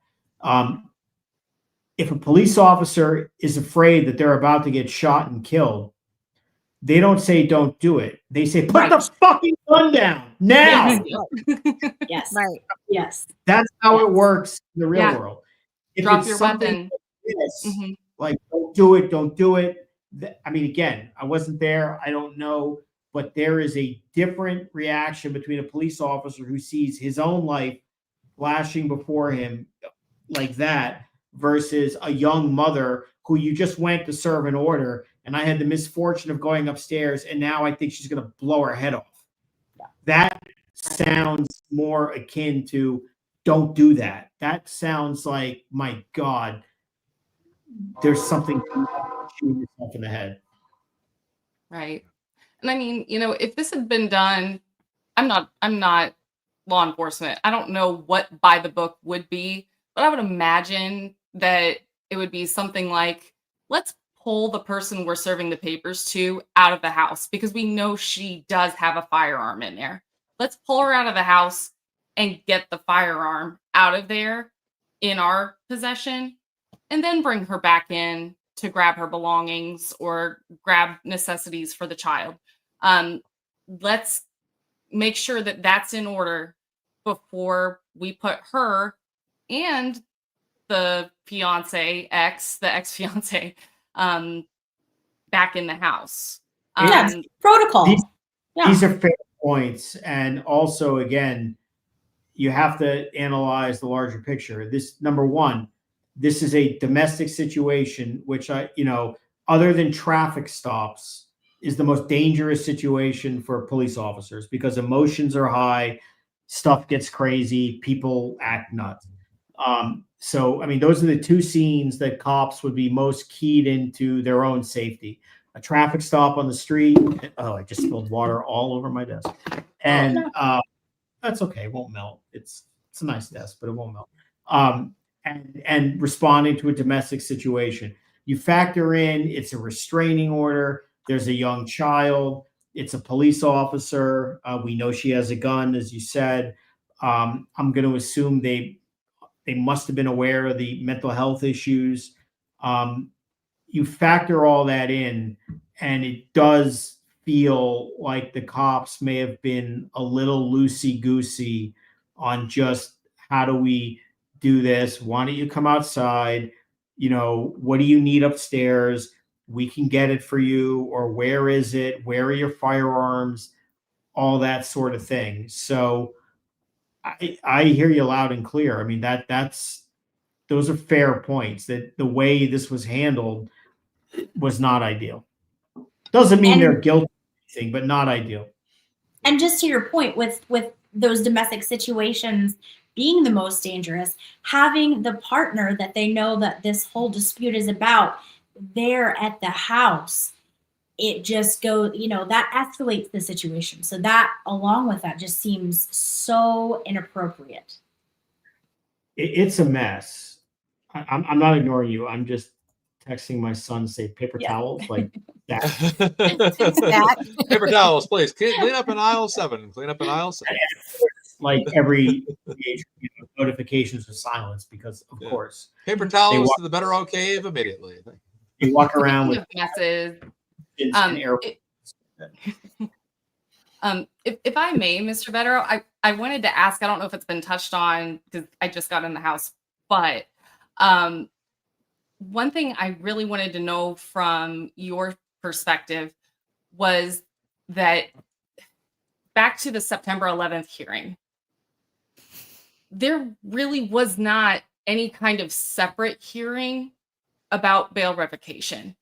And that really bothers me. It gives me a bad feeling because typically from my research, what happens is if there's some kind of allegation of a violation of probation, then there would be notice given and there would be a separate hearing that would happen where then the decision is made to revoke bail. What's typically done there? I mean, I've read up on a little bit of it, but I'm not a lawyer either. Not law enforcement, not a lawyer. I'm a lawyer and I don't understand it either. 100% agreed. That was a hatchet job. They walked into a hornet's nest simply thinking they were asking for a simple modification, which, by the way, could have simply been dealt with yes or no. And instead it turned into no plus jail, which is, I mean, just ridiculous. No, I've never seen anything like that. That was not a bail revocation hearing. As you said, there was no notice. There was no time for anything. The probation department was aligned with the defense, which never happens, by the way. Never is a strong word, but virtually never happens. And it just turned into this fiasco and her being jailed and the judge walking off the bench. And, you know, here you are now, more than 2 months later is, you know, wow, just insane. Right. Yeah, there also was no separate crime that was committed either, which he's not responding, which is no shocker. So I'm using my remaining napkins. Go ahead. I'm sorry.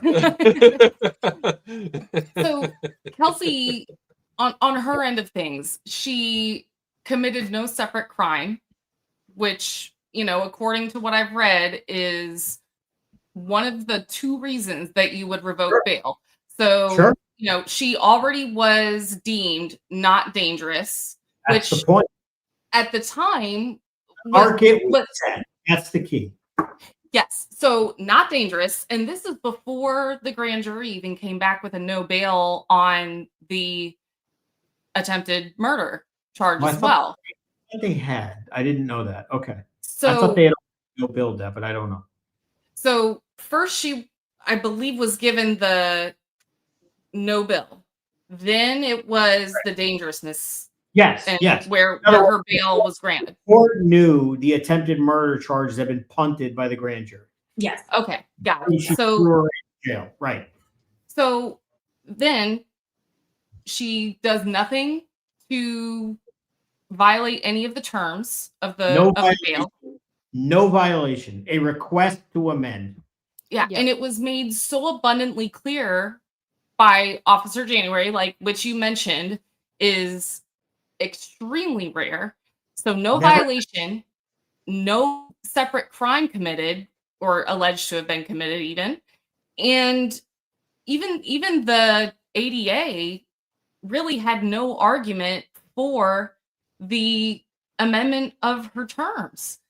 They just said, look, as long as Your Honor, you know, is all right with everything and she is getting tested in some manner for alcohol, then we have no argument. At least at that time, they've since, you know, put things in writing, but demonstrated their gutlessness. Yes. Right. So in that moment, they had no argument about it. So this seems to me to at the very minimum be a call for the judge saying, look, I'd like to have a separate hearing on bond revocation if she's not going to be able to, you know, exhale for 10 seconds as hard as she can into this device. I think at least to me, it looks like she might have really gone out of bounds in terms of, you know, whatever the procedure is with revocation. I can't disagree with anything you just said for 5 minutes. I agree 100%. No, I mean it again, and as I said earlier, I don't think you were here when I said it. It's not even a legal analysis. This is a common sense humanitarian analysis and a legal analysis. You kind of put it in a legal sense. There was no revocation hearing. There was no specification before the court alleging there was a revocation. There was no assertion that the defendant was not going to comply. Yes, it will be difficult, Your Honor, but we're not saying she won't do it.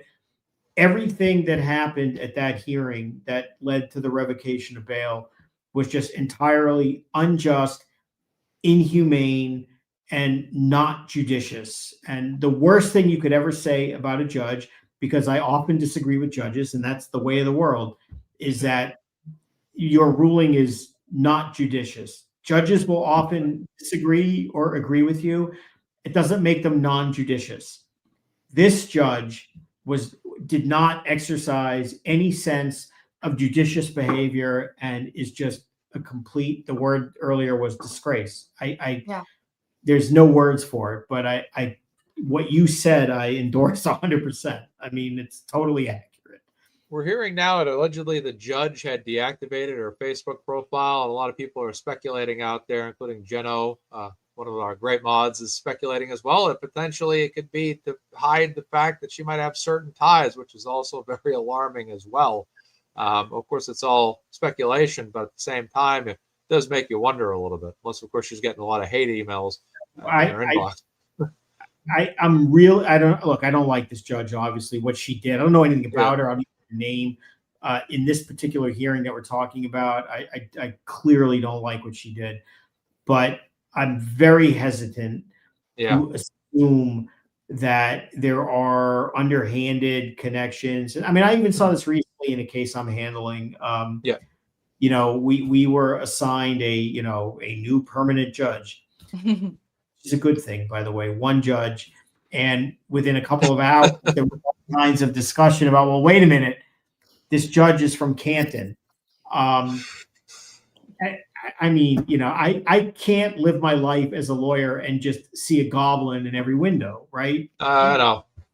I'm going to assume that this judge took her Facebook page down. And I don't endorse this either, but she probably got a lot of nasty commentary about, you know, your unjudicious rulings. Now, it turns out a judge is biased and whatnot and has connections. Well, that's important. That's outrageous. But I can't assume that she is corrupt as opposed to just have a horrible judicial disposition and make a horrible, unjust ruling. But yeah, they it was quick. Yeah. Out of all the Norfolk County cities, it had to be Canton. Just saying. Oh, I know. I'm sitting there Friday night, and I have I'm on my phone, and I have the picture of the judge now. I'm taking a yearbook picture and a picture. It's just the same guy. It's the middle initial, both P. I'm like, you got to understand, Norfolk County is just so incestuous. I mean, I had a cousin, long deceased. Okay, I'm talking like in the mid 90s, who at the time was and I didn't know this at the time, other than he was a prominent lawyer, because I was like in college and starting law school, so I didn't think about Norfolk County corruption then. Now I live with it every freaking day of my life. I don't even live but he was a very prominent lawyer. As it turned out, he was a very prominent lawyer in the Norfolk DA's office. And I didn't know this at the time, but when I got involved in all of this Karen Reed orbit, I guess is the word, all of this flow from all of her stuff.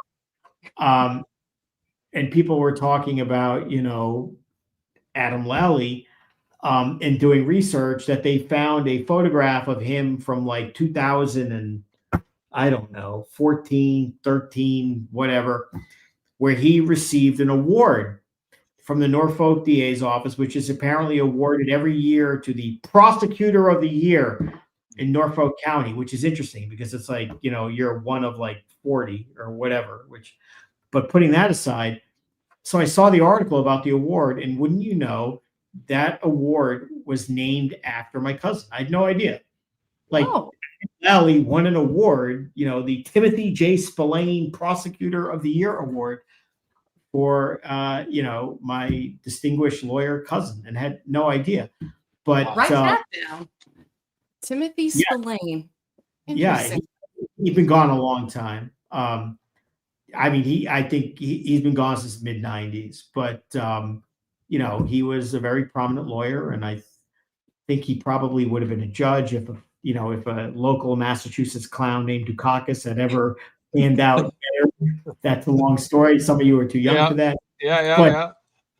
No, but the point is, like, it really is like an incestuous small community, and I'm not sure where this started, but I thought you were going to tell us that they went and found your cousin and like put it out there, the connection between you and your cousin. But okay, I guess that's not where this is going.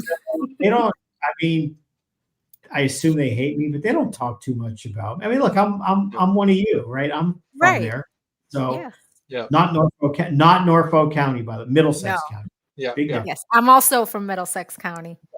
Where are you from? I am Merrimack Valley, Middlesex North. So we're like, fair enough. We're not fair. Hop, skip, and a jump, right? I'm farther. Metro West. Oh, Metro West. Got it. So if Mr. Barrow were to be giving the Timothy J. Spillane Award of Excellence, what qualities would you look for? Maybe some that parallel with your cousin. Well, maybe an appropriate award. I knew him not as a lawyer, as just a cousin, a family. So I don't, but I assume, based on what I knew, he was a good, distinguished lawyer. But I also can analyze this from the perspective of I was a prosecutor, not in Norfolk County, thank God. But, as a prosecutor, the first thing you want to do is, you got to be fair and do justice, whatever the hell that means. And doing justice also requires recognizing that there is black, there is white, but more importantly, there's a lot of gray. There is a lot of gray because there is this concept in the law for prosecutors known as prosecutorial discretion, which is the most important tool that they have. In other words, just because I can doesn't mean I should. And when to use, the full force of the law, when to not prosecute, when to prosecute but consider mitigating factors and whatnot.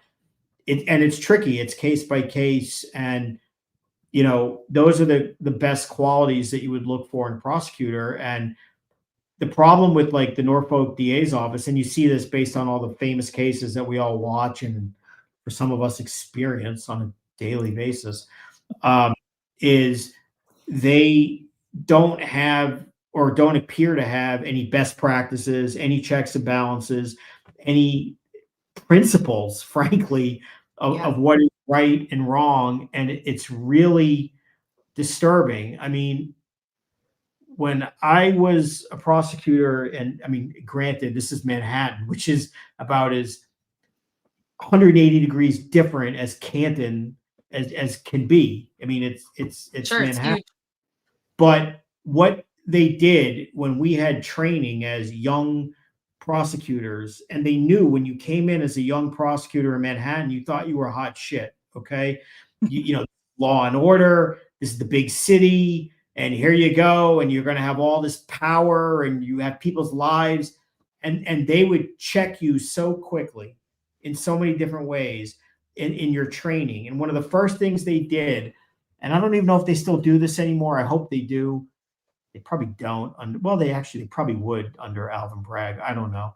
But one of the first things they did with us was they put us on a bus and said, we're going to spend the day at Rikers Island, which, you probably know, hell on earth. It's just a disgusting jail in New York City in the middle of the East River. And they would have you go see Rikers Island and see the cells, see the people, see how horrible it is, and say, listen, tough guys and girls, women, before you think you can so cavalierly say this person ought to serve a year in jail for doing this or that or worse, this is where they're going. And it was very humbling because, I mean, it is, Rikers Island is just hell. One of the other things they would have us do is they would take us to what they called Randall's Island, which is part of the Bronx, where they have a police like training academy up there, and they would have you play almost like police war games, like virtual reality, about having a fake gun and dealing with like what you saw scenarios. I mean, this would be a perfect example of whether somebody has a gun. Is it a screwdriver? Is it a wallet? Are they bad? Are they not bad? And you would have scenarios and shooting and this, and whether you would get shot, they would get shot. Were they a criminal? Were they an innocent civilian? And if you want to know what would be humbling in the sense of before you, punk lawyer in a suit with your, sophisticated education, are so quick to judge a 24-year-old NYPD cop on the beat and some shithole on the Lower East Side about what they're doing, play the game. And so we would do these kinds of things. And it was very, very telling and very humbling about like, wow, these guys have to make a call on the street. And, to bring it back to the Fitzsimmons thing, like that's the kind of thing. I mean, 90% of us would have failed that war game and either gotten shot or, killed her. Yeah. I mean, it's tricky, but as far as, what you would want to, distinguish Norfolk County prosecutor to do, let's be honest, a guy like Adam Lally is an embarrassment to that award. And I don't say that because it's a relative of mine. You saw what he did in both Karen Reed cases, or at least the first one. The second one, he pulled splinters out of his rear end. But he also, if you saw what he did in that other hearing, that Miles King hearing a couple of months ago with the search warrants in Proctor, I think any reasonable prosecutor would have terminated him the next day. That was as awful as I've seen. And what exactly is 1.5 search warrants? Can I just ask? I still wonder that. I just had to say it. Yeah. When you find out, let me know. All right. If that doesn't raise more red flags in the eyes of the prosecutor about what the hell is going on here, all that guy cared about was getting off the stand and saying, do I want, roast beef or turkey? Yes. As long as it's not a ham sandwich, he won't get accused of anything. Yeah, they have no standards there. It's crazy. Problem is that Michael Morrissey is the one who decides what happens to Lally at the end of that testimony, as of right now. Well, yeah, I mean, he decides everything, and that's the problem. But it's also a problem when somebody has been in a government taxpayer-paid job for 30 or 40 years. I mean, it just breeds corruption, it breeds laziness, it breeds complacency. And, the corruption that it breeds, it doesn't have to be payoffs in a bar room type of thing. It breeds like, we're all comfortable, we're all friendly, and I just assume you're doing the right thing. And that's kind of the kind of corruption you see where they look the other way when it comes to like the Michael Proctors of the world and what they're doing, and nobody's doing anything about it. And their knee-jerk reaction is to defend everyone. That's the kind of corruption that happens when they've all been fat and lazy in power for all these years, and they're all friendly. They all donate money to the DA. You know who's loyal, you know who's not. I mean, the biggest red flag you could ever have in a prosecutor's office is any DA who takes actual money from subordinates for campaign elections. You should vote them out immediately. That should never, ever be tolerated, ever. That I'm shocked is even legal. It's not in New York. It's actually not in New York. I don't know that it's illegal in Massachusetts. I don't want to speak out of turn on that, but it could violate conflict of interest laws in New York. And it was, the closest thing you would ever see in New York to the Norfolk DA's office was the old Brooklyn DA's office under Charles Hines, who was investigated exactly for this, for using DAs to campaign for him, taking payments, doing those kinds of things. And, I don't know exactly what Morrissey does and doesn't do, but when you saw a lot of freedom of information materials released about him, and he kept saying, send this person, an obituary card, and he's sending it to people in his office. That's for campaign purposes. Don't kid yourself. Yeah. Those owners and family members that he's assigning taxpayer paid employees to do campaign work. And I mean, anyone who does this for a living understands how that works and what he's doing. And all you can say is, I don't know if any of you live in Norfolk County. I hope you don't, but if you do, vote and vote differently. Yes. No kidding. He's up for re-election next year, so hopefully we have a few few people that are running, and hopefully they just get traction. A lot of these people aren't really visible. Their online presence is not great, which at this point they need to be going on YouTube shows and putting just more focus, because I know it's a man and a woman. That's as far as I know. I mean, again, I don't know them personally. And I mean, one could say that there's a theory that anybody but Morrissey is a win. I get it. But I don't know why they wouldn't be more visible, more active. God knows, I mean, how many fastballs down the middle of the plate could they have received over the past couple of years? You saw what they're doing, to Karen. Obviously, you saw what's happened in the Sandra Birchmore thing. You see what's going on with the state police who were embedded in that office. I mean, the examples are endless, and I don't understand for the life of me why the candidates are not more visible, not just assuming I'm not Morrissey, but explaining why this is wrong. And more importantly, here's what I'll do differently. You have to distinguish yourself. And as far as I can tell, and if I'm wrong, I'm wrong. And I can think of one person who would criticize me and tell me I'm wrong. Mike, Mike. Yes. Well, and Juna Perkins is her name. I just remembered it. She's one of the people that are running. I know her name because I've heard Mike talk about it. That's fine. And she may very well be a great candidate. But the point is, I don't know that. And I should know that. And there has to be something better than I'm not Michael Morrissey. That's And I can't think of a lot of incumbents that would be easier to run against right now. I mean, you could pretty much put a candidate in a room, blindfold that person, spin them around 3 times, and have them just point at something that needs to be corrected in that office. I agree. And be able to say, here's what I would do. I would, air this out. I would make this a little more accessible to the public so that there's more transparency. I mean, I don't understand how this is so hard. Again, I agree with everything you just said. And it even expands to like other criminal cases, which I don't, I'm not following it that closely, but we saw the other day, I know Brian Walsh is starting a trial next week or week thereafter.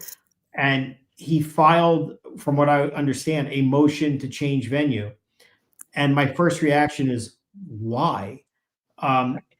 Brian Walsh deserves all due process, but by all accounts appears to have pretty tough road to hoe in terms of establishing that he, there is reasonable doubt that he brutally murdered his wife. But on the other hand, it's Norfolk County, and there's this like detective named Michael Proctor, who's the lead investigator, who probably will not be a prosecution witness, but the defense is going to want to wrap around. And I mean, let's be honest, their best chance of winning is just a jury is just repulsed by the DA's office, state police. So no disrespect to his lawyers. I read the motion, so I could be way talking out of school here. But when I saw that they moved to change venue, my first thought was, what are you doing, man? Like, this is like your 1 in a million chance is that people in Norfolk County are so repulsed by the people bringing the case. In fact, they tried to get a buffer zone That's how paranoid they are. They're afraid of people protesting in the Brian Walsh case, not because Brian Walsh is a good guy, but because they're going to say Morrissey and Proctor are corrupt. Right. Right? Yeah. Nobody supports Brian Walsh. Yeah, it's almost like Proctor's like this buzzword Yeah. for acquittal right now. And Right. So, I mean, look, in all fairness, I should probably read the motion. I'd be curious to see it. But my first reaction was, and it goes to the voters, it goes to the jurors. I mean, can you imagine doing jury selection in Norfolk County? Okay. One of the first things that lawyers do in jury selection, or a court does, is there's a witness list. And the names of the prospective witnesses and other names that might come up during the trial need to be read to the jurors to make sure, do you know anyone? Do you have any strong feelings? Okay, so imagine here you are talking about Brian Walsh, and the judge says, I'm going to read some names. Michael Proctor. Every single juror. Yeah. I know that asshole. I mean, seriously, what are they doing? Yeah, they got to embrace that. Yeah. I mean, look, unless they have some, secret sauce strategy that is going to prevail, which again, the evidence against him looks, let's be honest.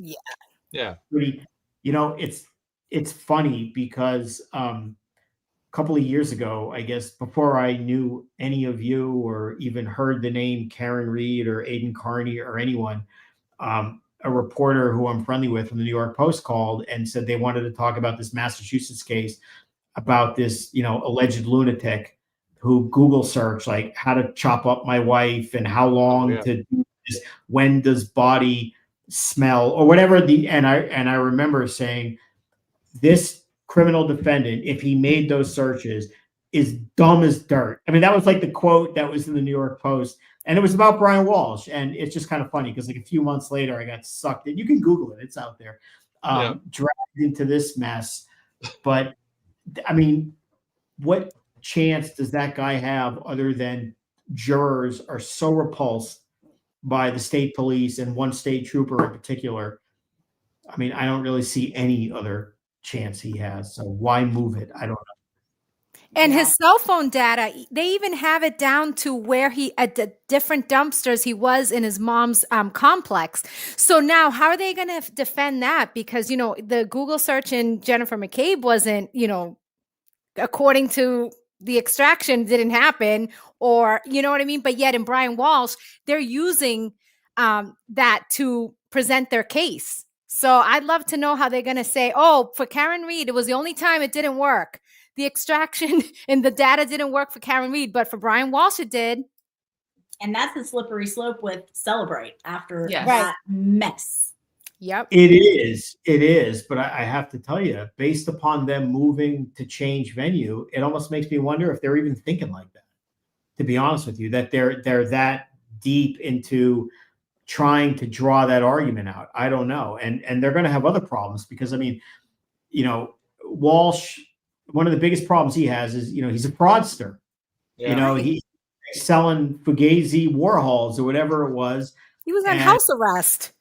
I'm sure, and again, I'm not following it that closely, but I have a little experience in this field, and I assume what the prosecution is going to do is try to wrap the motive for him to kill her around her idea of knowing about that as a way to bootstrap to the jury. Oh, by the way, the guy's a piece of garbage. On top of being a psychotic, butchering murderer, he's also like a lying POS, da-da-da-da-da. And I mean, it's a really strong case is what I'm saying, even with the Proctor problems and whatnot. And I for the life of me, I really should read the motion because I'm dying to know why they think this case is better prosecuted anywhere else than in the lion's den of where voters are ready to take pitchforks out and just, rebel against law enforcement. My understanding right now, I'm not following the case nearly as closely as I am some others in this general vicinity, but Larry Tipton, who is representing Walsh, is undergoing what I would call maybe the Massachusetts staple obstacle, which is discovery. So I'm wondering if maybe this is a stall tactic so that he can, because he just got a bunch of federal material. He just received a lot of the data from Proctor's phone. So, just kind of rolling that around in my head, I'm wondering if that could have anything to do with it. Again, it's culture shock to me, because the idea of starting a high-profile murder trial within a week of getting thousands of pages dumped on me is a foreign concept. That would never happen in New York, at least in the city. And you would have judges looking at prosecutors saying, "What do you think you're doing here?" And tell me why I'm not ordering sanctions. Because the other thing you have to remember is, whatever you think of Brian Walsh, he does have a right to a speedy trial. He's in jail. And if his trial were to get delayed because the defense can't be expected to be ready because the prosecution's been suppressing or delaying the disclosure of evidence and keeping an incarcerated defendant who wants a speedy trial, there ought to be sanctions for that, whatever that may be. But in Massachusetts, it's just kind of like, yeah, whatever, you'll be fine. We'll give you a week. You'll be good. But I mean, in my own experience, we just don't get discovery, and you just get a shrug of the shoulders. I mean, in a case I'm working on in Massachusetts, even tomorrow, we're filing yet another submission complaining about in this discovery? case, 5 more examples of non-disclosure of evidence, some of which is exculpatory, some of which is not necessarily exculpatory, but some of which is very exculpatory. And I mean, it'll be out there tomorrow, but where do we get it? We get it on the internet, or we get it from other people who get Freedom of Information Act requests, but we can't get it from the prosecution. So something is seriously wrong with the culture of practice, certainly in that county, for sure. Yeah, it's like when those when that drop of the charges happened. Didn't you find out about it in the news or something? I did. That was a new one for me too. Ordinarily, it would be customary for a prosecutor to tell you, and even if they were to say to you, "Could you please instruct your client not to say any?" Obviously, certain clients are more likely than others to want to publish things. We know that. But normally, lawyer to lawyer, it would be customary to say, "I want to let you know." But no, in the span of 10 minutes, I got a call from, the Boston Globe, the Boston Herald, and some other outlet saying, "Do you have a comment about this?" And of course, my response was, "I don't even know what you're talking about. Can you send?" And they would send me a copy of the filed null pros, which is essentially a dismissal. So, yeah, that was a new one for me too. Unbelievable. Yeah. Just when they know that these cases surrounding Proctor are going to be very watched very closely. We're all watching this, and then they go and do things like this that it's just like, only in Massachusetts could happen, because just doing things that are just out of the norm. Why? I don't know. And I said to someone earlier today, there are a lot of YouTube lawyers or people who cover cases nationwide, and I mean, Massachusetts is just the gift, or I should say, the grift that just keeps on giving. I'm grifting. It almost feels like when you're watching an alcoholic or an addict or somebody who just keeps doing thing after thing that's putting themselves in a worse and worse situation. It's like, haven't you hit your bottom yet? No. Did you think it's time? But there are these all these people, like very respected lawyers online and others, and they can be in New York, Florida, Michigan, California. They're all over the place. Yes. 90% of the material they cover comes from Massachusetts. Now, if that doesn't tell you something is seriously screwed. Right. It's absolutely insane what goes on here. And that's what bothers me too about Kelsey's case is just you see all the chaos, the corruption, the uncommonness of everything that's gone on. Sandra Birchmore, for example, needed federal intervention to really pin down the person responsible, or one of them at least. And you look at what's going on with Kelsey right now, and the fact that, you know, it's a he said, she said, but she's sitting in a jail cell. And that just drives me absolutely insane when time after time, you never see anybody else really sitting in a jail cell that doesn't have maybe a real reason to actually be there. And one of the questions, Mark, you're not allowed to take super chats in the audience, are you? Is that kind of still what's going on with that? I mean, I generally won't. I mean, let me be clear. No. Yeah. When that whole thing from like, God, that's a long time ago. Yeah. My only point about that was I didn't want people to pay money for the privilege and get right. And cut a line to whatever. I fully embrace you and others making as much money as you can. I am 1,000% a capitalist. All I didn't want was if it was a forum of asking questions to just literally have people bid to ask some half a sleazy lawyer, you know, out of state to answer a question. That's all. Got it. Okay. To the audience too, we just asked anything that you guys are donating tonight.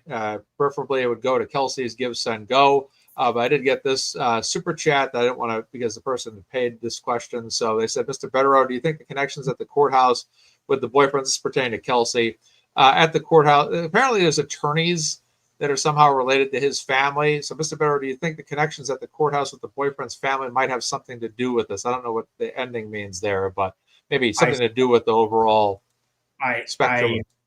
I hope to hell not. I don't know. Yeah. I think it, you know, obviously, people go to a court, whether they are a plaintiff defendant, a prosecutor or criminal defendant or whatever. You go there for justice that you expect to be meted out fairly, not due to access and relationships. So I don't know, but I certainly hope not. And if that's the case, that's very disturbing. Yeah, there were some other things. I think Melanie Little was Melanie Little was the person that actually had talked about this initially. Is that allegedly his family, his parents in particular, are believed to have some kind of ties to have the knowledge of how to exactly carry out something like this. I kind of forget the details. They kind of faded in my memory here. But if anybody else in the panel, I remember Mazza. So she said that his parents teach a course on how to get somebody institutionalized against their will. Right. In some form or fashion, be it a mental hospital, jail. But that's what she said. As Kelsey said, the truth will come out. And I think there will be a lot that surprises a lot of people. I think there's a lot more behind the scenes that we're going to find out here shortly. Right. And if that's all true, that's pretty scary as well. That this could happen. You know, this is what actually happened. This maybe happens. It's all speculation. But someone asked what the Mazza 5 fundraisers are. This is the 5th fundraiser that we've done for Kelsey, and throughout all 5 fundraisers, we're now over $10,000 throughout all 5 of them, which is absolutely awesome. So that's absolutely fantastic. I think everybody that's been joining my shows. Britt, Bia, Lauren, and Mark, you've been on. This is the first Kelsey, but you've been on numerous Karen Reed ones for me as well. I just thank you as well for being here tonight to make this possible for Kelsey, so we can just help her out, giving her her highest percentage chance to financially have what she needs from a legal standpoint and a physical standpoint, and then anything else that she needs to do. And for me, like, fundraisers are huge because I just feel like with the Karen Reed case, it really came down to a lot of money that we all donated to give Karen the backing that she needed to defend herself. And Michael Morrissey, in his emails that got released or leaked or whatever it was, had kind of said that Karen Reed's defense fund was uncommonly well funded. And my attitude's kind of become that if we can give Kelsey everything she needs for financial backing, you know, this will give her her highest percentage chance of getting the most out of this, because it's very sickening that she's in solitary confinement, that she's in jail in general, that she can't see her child, that allegedly, you know, potentially this fiance's parents may or may not have any kind of hand in this as well. We don't know. It's all speculation. It's all unconfirmed. But these are just things that we look at and say, what the hell is really happening here? Why did this happen? It's a big he said, she said between Kelsey and her fiance. It's a big he said, she said between Officer Noonan and Kelsey. So there's a lot of stuff here.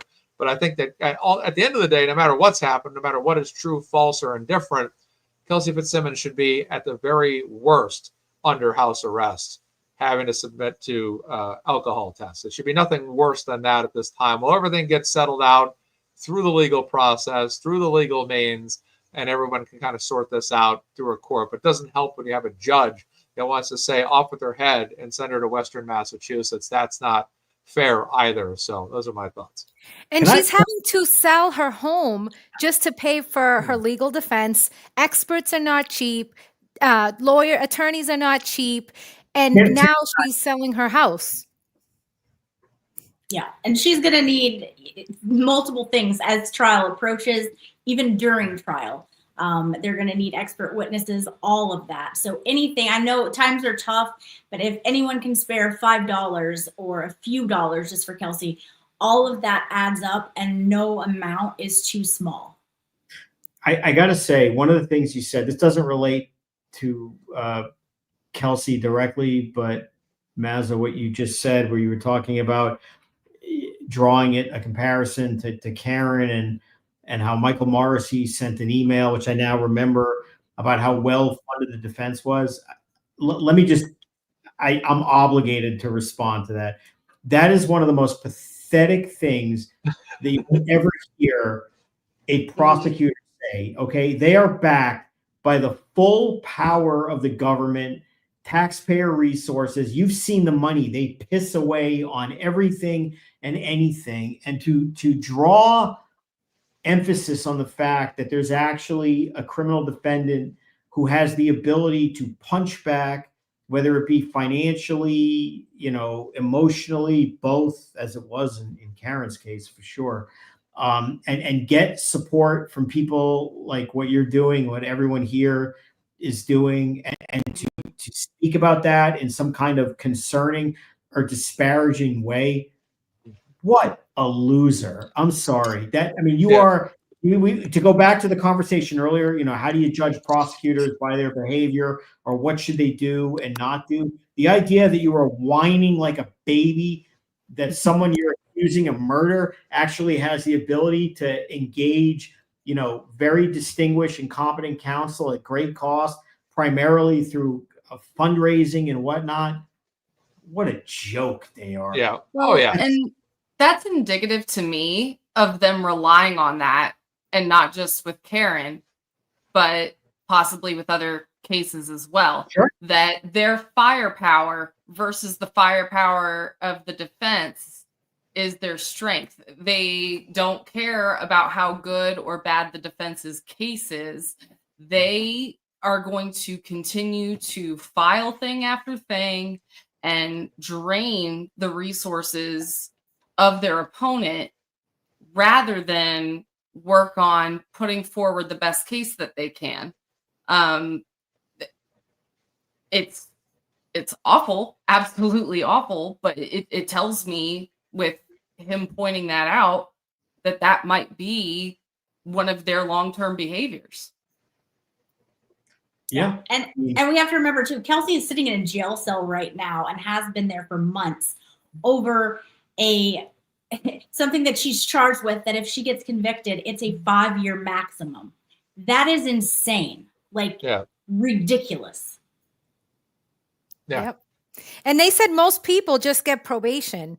So for their first offense, which this would be her first offense. So. And in the briefing, Tim Bradle had mentioned too that she's an officer of the law, and she had a very good reputation. Even when she worked for the sheriff's department, she had a good reputation. She had some violation of some sort in 2018, but it was a basically I think they call it a small violation, if anything. And then that just didn't prohibit her from ever joining the sheriff's department or becoming a police officer for North Andover. So what's the point? She's got a clean record, and then it's like, oh, throw her. And this is why I think this is what the story has gotten so popular lately, is because it was the moment she got sent back in jail on September 11th, this whole thing went off like a fire. It just absolutely did. It exploded. And all of a sudden, everyone's like, what the hell's going on here? And everybody that's a free Karen Reed supporter, they had their, like myself and others, that kind of had their minds further awakened to corruption beyond what it already was before that by the Karen Reed case, just kind of said, well, I think we have our next subject to talk about here, don't we? It's kind of fascinating. And this is just an observation of the cesspool and just grotesque world that is Twitter, and, you know, the Twitter law school in particular. And you all know who you are. Nobody here, of course, but you know what I mean. We do. People, you know, took an interest in this case, which is good. And there does seem to be generally the same overlap of people who believed in Karen, not 100%, but just generally, because, you know, a lot of people are inclined into, you know, whether it be corruption, unfairness in legal proceedings. I get it.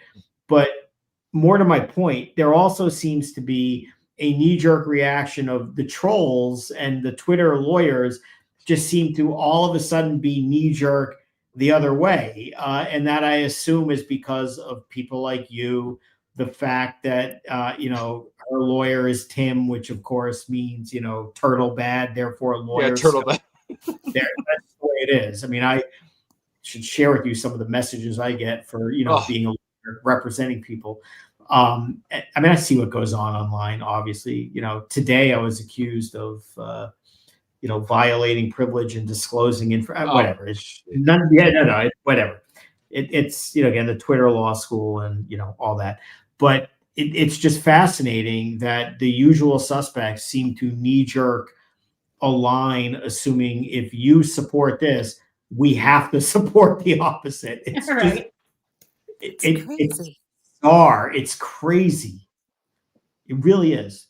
Yeah. And it's like what they don't realize is that we're looking at the facts of the cases and making a determination. I mean, if by Karen Reed's first trial you thought she was still guilty, I don't know what trial you saw. That you could have the feds come in and actually hand you 3,074 pages of exculpatory information and hand you ARCA on a silver platter. And that's, you know what I mean? It's like how we're trying to follow the facts and give our opinions based on what we're seeing. This isn't, I mean, because we obviously don't, I mean, I speak for myself. I don't think Brian Walsh is innocent. Yeah, and I'm just, and again, it's based on the information. So it's not that we're like, okay, now everybody has to be freed. No, it's based on the facts that have been presented. Well, and beyond the facts, you know, when I first jumped into the swimming pool of Karen Reed, I didn't even care if she did it or not. I just, you know, it started popping up on the media, and it got so bad that I started researching, oh, well, what does the state even have on her? And then I, you know, found out what I found out about the taillight. And then I saw that Proctor's report about what time he seized that vehicle was, what was it? Almost an hour and a half after when he really took possession of it. So that's when I was like, okay, whether she did it or not, there is such an issue here with either misconduct or incompetence, or, you know, and plus the conflicts of interest in there. I don't care if she really did it or not. There are so many issues beyond her factual guilt or innocence that she needs to walk just procedurally. The latest one I saw on Twitter today was, how are you guys supporting Kelsey Fitzsimmons? You guys are anti-cop. And I'm like, did you guys forget that John O'Keefe was an officer? I think that you might have. And Kelsey? Right. And Kelsey herself. Kelsey is, yeah. Wow. Yeah, that's wow. We are rolling here, folks. We've just crossed 1,000. Now we've crossed $1,100 in donations here tonight. This is awesome. Way to go, Mazza. Yeah, way to go, everyone. This is awesome. Thank you. I thank you guys for joining the show too. Every single time, we're just keeping this going. We're going to keep this going here for a little bit longer. But yeah, that's what I get crazy. You know, that's why I get a little crazy last night on Twitter. Like, I made a comment about the anti-Karen Reed people, because it's just like, are you guys really going to do this again? Are you really going to take an anti-position to wherever we stand on these matters? And I'll be honest with you, one of the most annoying things about the Karen Reed trials was just the antis all the time, just taking I always felt like we're all constructive thinkers. We believe what we believe on a case-by-case basis. Bea just said it a moment ago. Brian Walsh believes he's guilty. We don't sit here and think everybody's innocent all the time. We look at every case individually, research it, dissect it, draw a conclusion.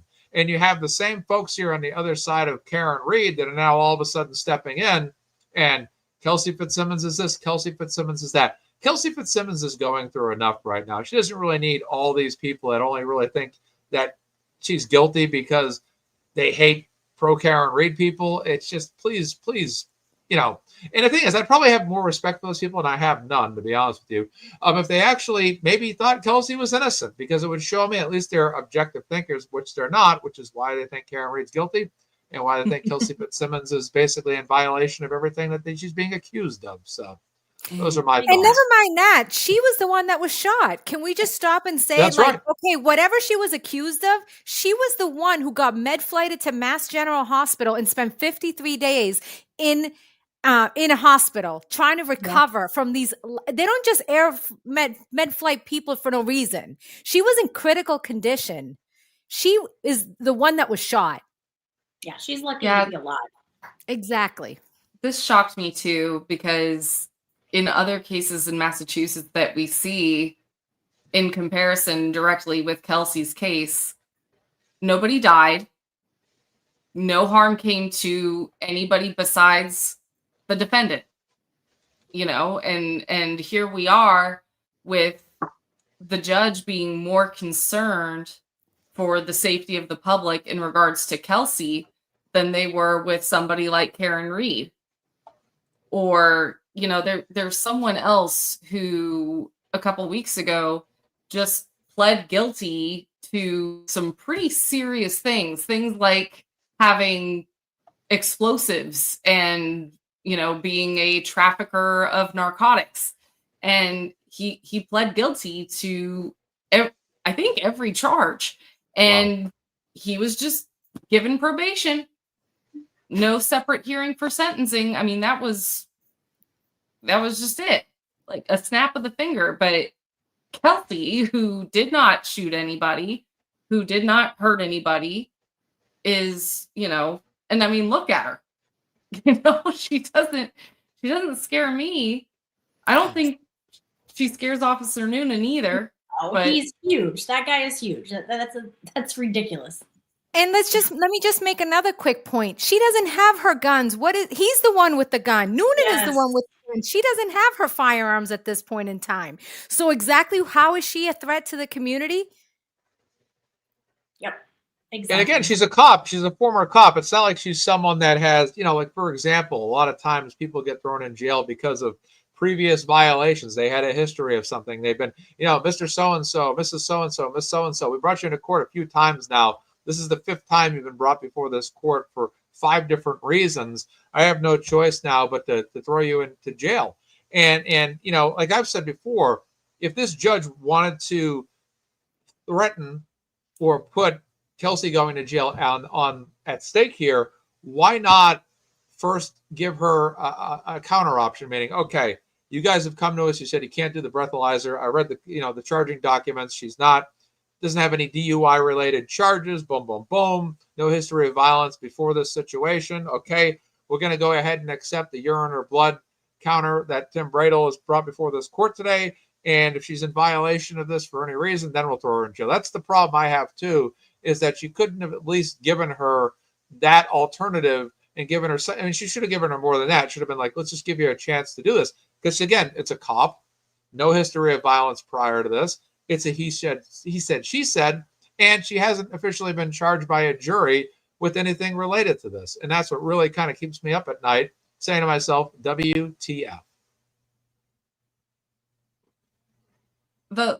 I have to go, but Okay. The last thing I will say is, even if Judge McCarthy Neiman, I don't know how it's pronounced, but if she had observed none of those things, not even had a separate hearing, and at least, maybe had the wherewithal to just look Bradel in the eye and say, look, here's where I am with all this. I've considered everything, and I feel very, very strongly about this scram testing.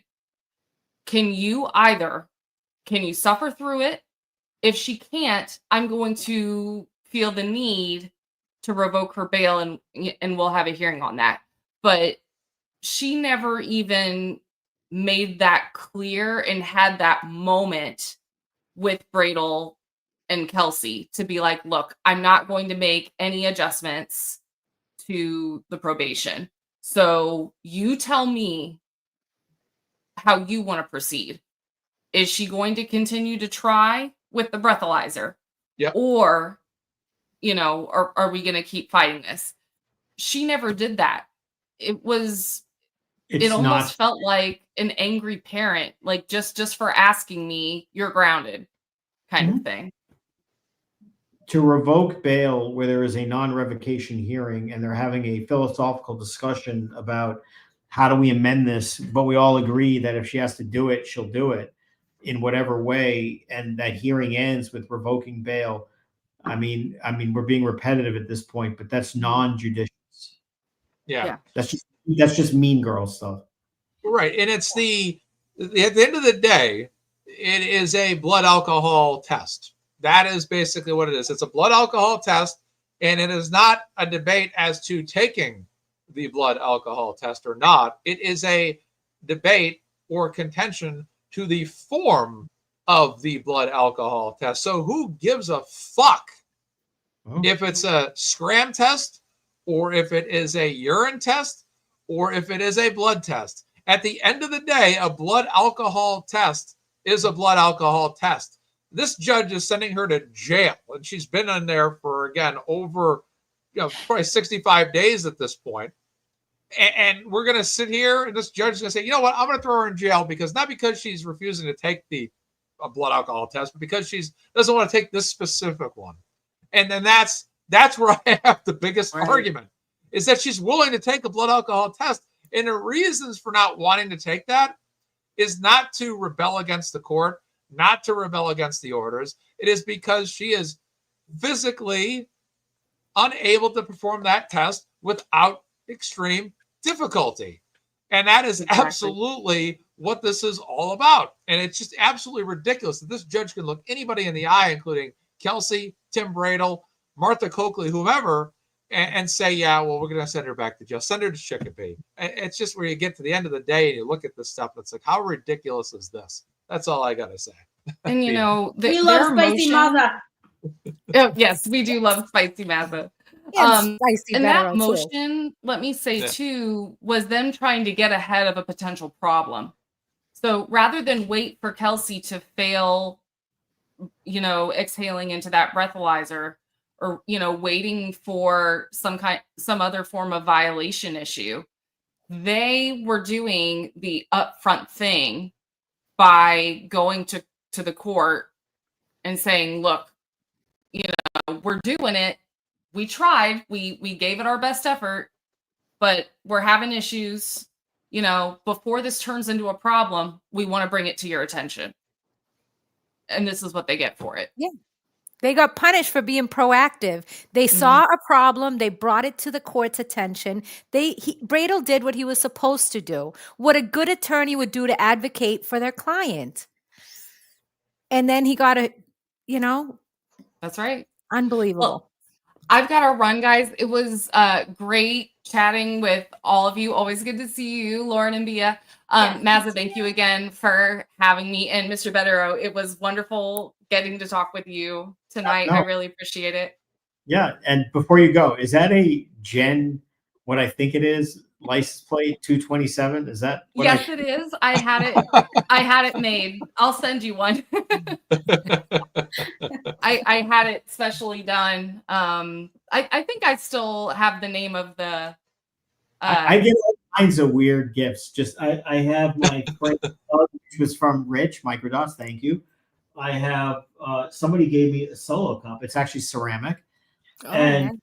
But the funniest thing was, this is like an authentic on the street of Canton, rich. Ooh, from Rich Schiffer. From Schiffer himself. I got one of those. love it. I got one of those. Yep. An original Careful, that's evidence.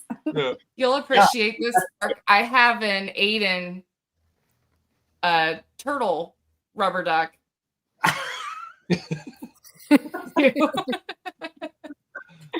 Amongst my little collection. So I'll send you the name of who made that license plate though. That's funny. Yeah, no, that is funny. Thank you. I appreciate it. Well, you guys take care. Have a wonderful night. Free Take care. Kelsey. Bye. Donate the money. Thanks again. Thanks, Brett. Bye. Thanks for joining us. We appreciate it. We are crossing the line of $1,000 tonight, over $1,100. This is absolutely amazing. Kelsey Fitzsimmons GiveSendGo is now over $40,000. Thanks to everybody that's made a donation, whether tonight or any other night. And this continues to grow, which is absolutely awesome. Mark, there was a question asked earlier about the blood alcohol requirement on her charges, on her as a requirement of her house arrest, even though she wasn't actually charged with that. You kind of scoffed at that, I think, earlier in the program. You've never seen that ever as a condition of house arrest in general, where someone that might have an alleged violent charge or assault charge be required under house arrest to do? Yes. No, I mean, Okay. alcohol does factor into criminal activity a lot of times. A lot of people do stupid things because they're drunk on drugs, whatever. But there are so many easy ways to do it. I mean, I think the issue here, I don't think it's offensive at its base level to say she ought to demonstrate to satisfy my conditions of release that she's not consuming alcohol, whatever. It's just the manner and the tone and the methodology that was utilized.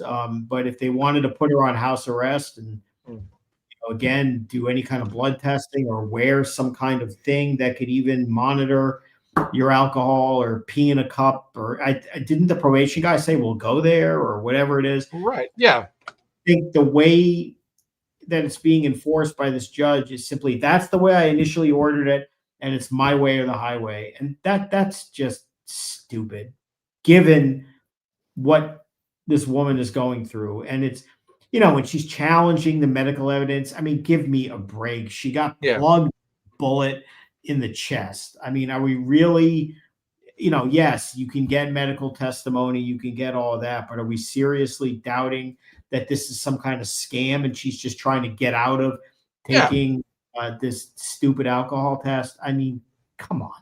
Yeah. And she still needs one more surgery that Judge McCarthy Naiman said, no, I'm not going to allow you to get out because you have the ankle monitor. You can't take it off. So she still is in need of treatment and a surgery. And you know what doesn't make sense to me? Like, because of course I'm trying to wrap my head around, and not to keep going back to Karen Reed, but Karen Reed was accused of running over her police officer boyfriend and unaliving him. Now, Kelsey was the one that was shot here, and Karen only didn't have an ankle monitor, was out on bail, did not have to do anything, anything with it wasn't a DUI type, they weren't checking her alcohol. And Kelsey was at home breastfeeding her child, then gets shot. And somehow it doesn't make sense when technically Karen Reed's alleged offense seems so much worse than Kelsey, who was the victim in this case, who was shot. I don't understand how and I get that every judge is going to do things their way, but it just seems like such a disparity in treatment. And I think that's another reason it feels personal.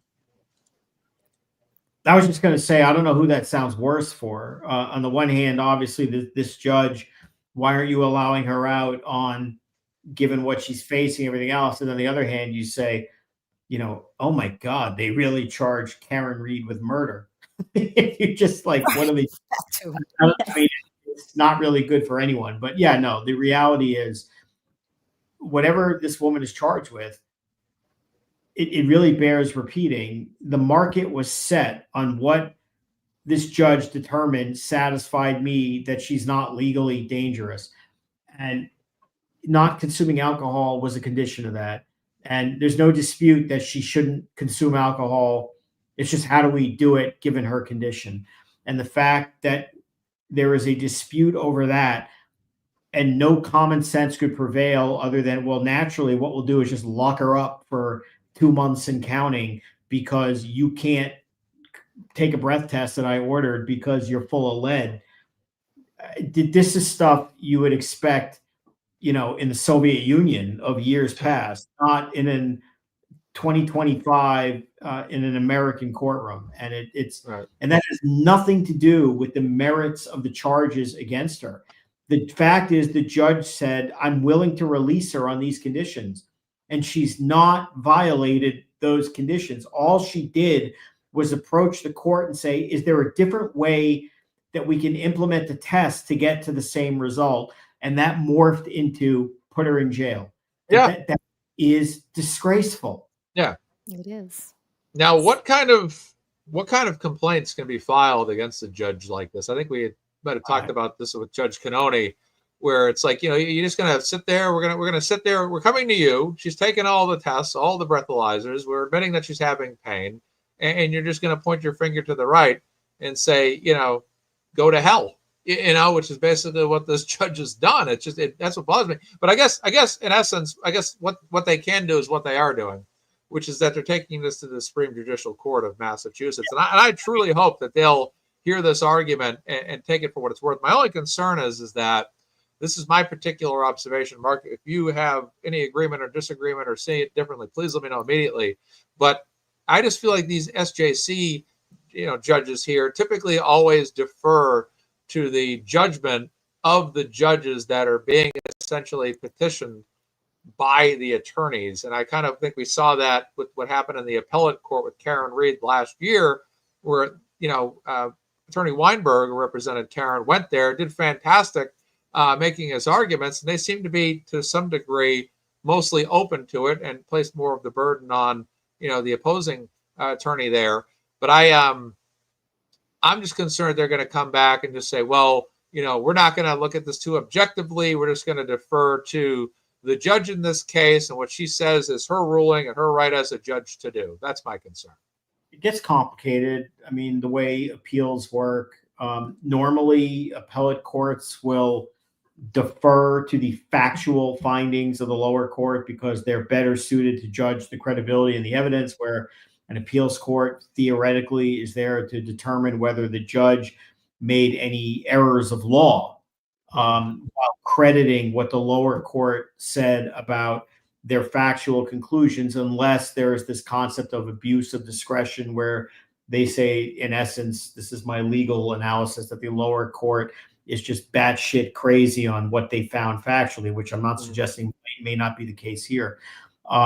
So normally they do defer, at least factually, to the lower courts. I don't make a prediction what's going to happen here, but my understanding is that this court has the power to do what's called a de novo review, which is an original view of the facts, which they ought to do, because what this lower court did here, and I'm sorry to be repetitive, was not judicious. It was just, I don't know, if somebody peed on her cornflakes that morning or something, I don't know. It just did not feel from the get-go, from the jump, that this was anything that was going to be a fair proceeding. And what's so shocking about it was, it wasn't a revocation hearing where, if there was a revocation hearing, I'm not saying the ruling would have been proper, but a lot of times a judge will come in ready to battle and say, well, the probation department says you violated this, counsel, why am I not throwing her in jail? That was not this.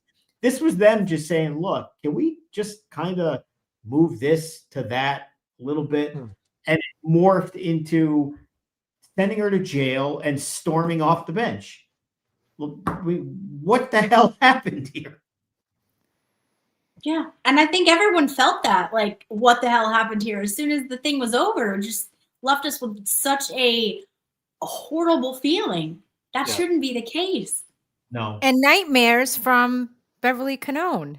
It's the same kind of attitude. And that's what's awful. Like, you have these women in such high positions, and this is the way you show in the world. Like, this is how you act. Like, you can't hold your feelings in, and you have to storm off the bench and grave concerns.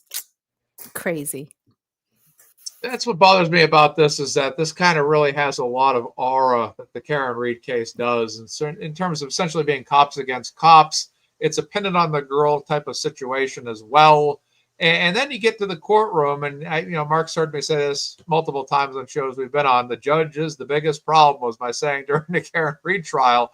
And obviously right now, what we're all complaining about as it pertains to this is not necessarily as much about what actually happened, but ultimately the fact that Kelsey's sitting here right now, in solitary confinement, as opposed to being at home with at least an ankle monitor.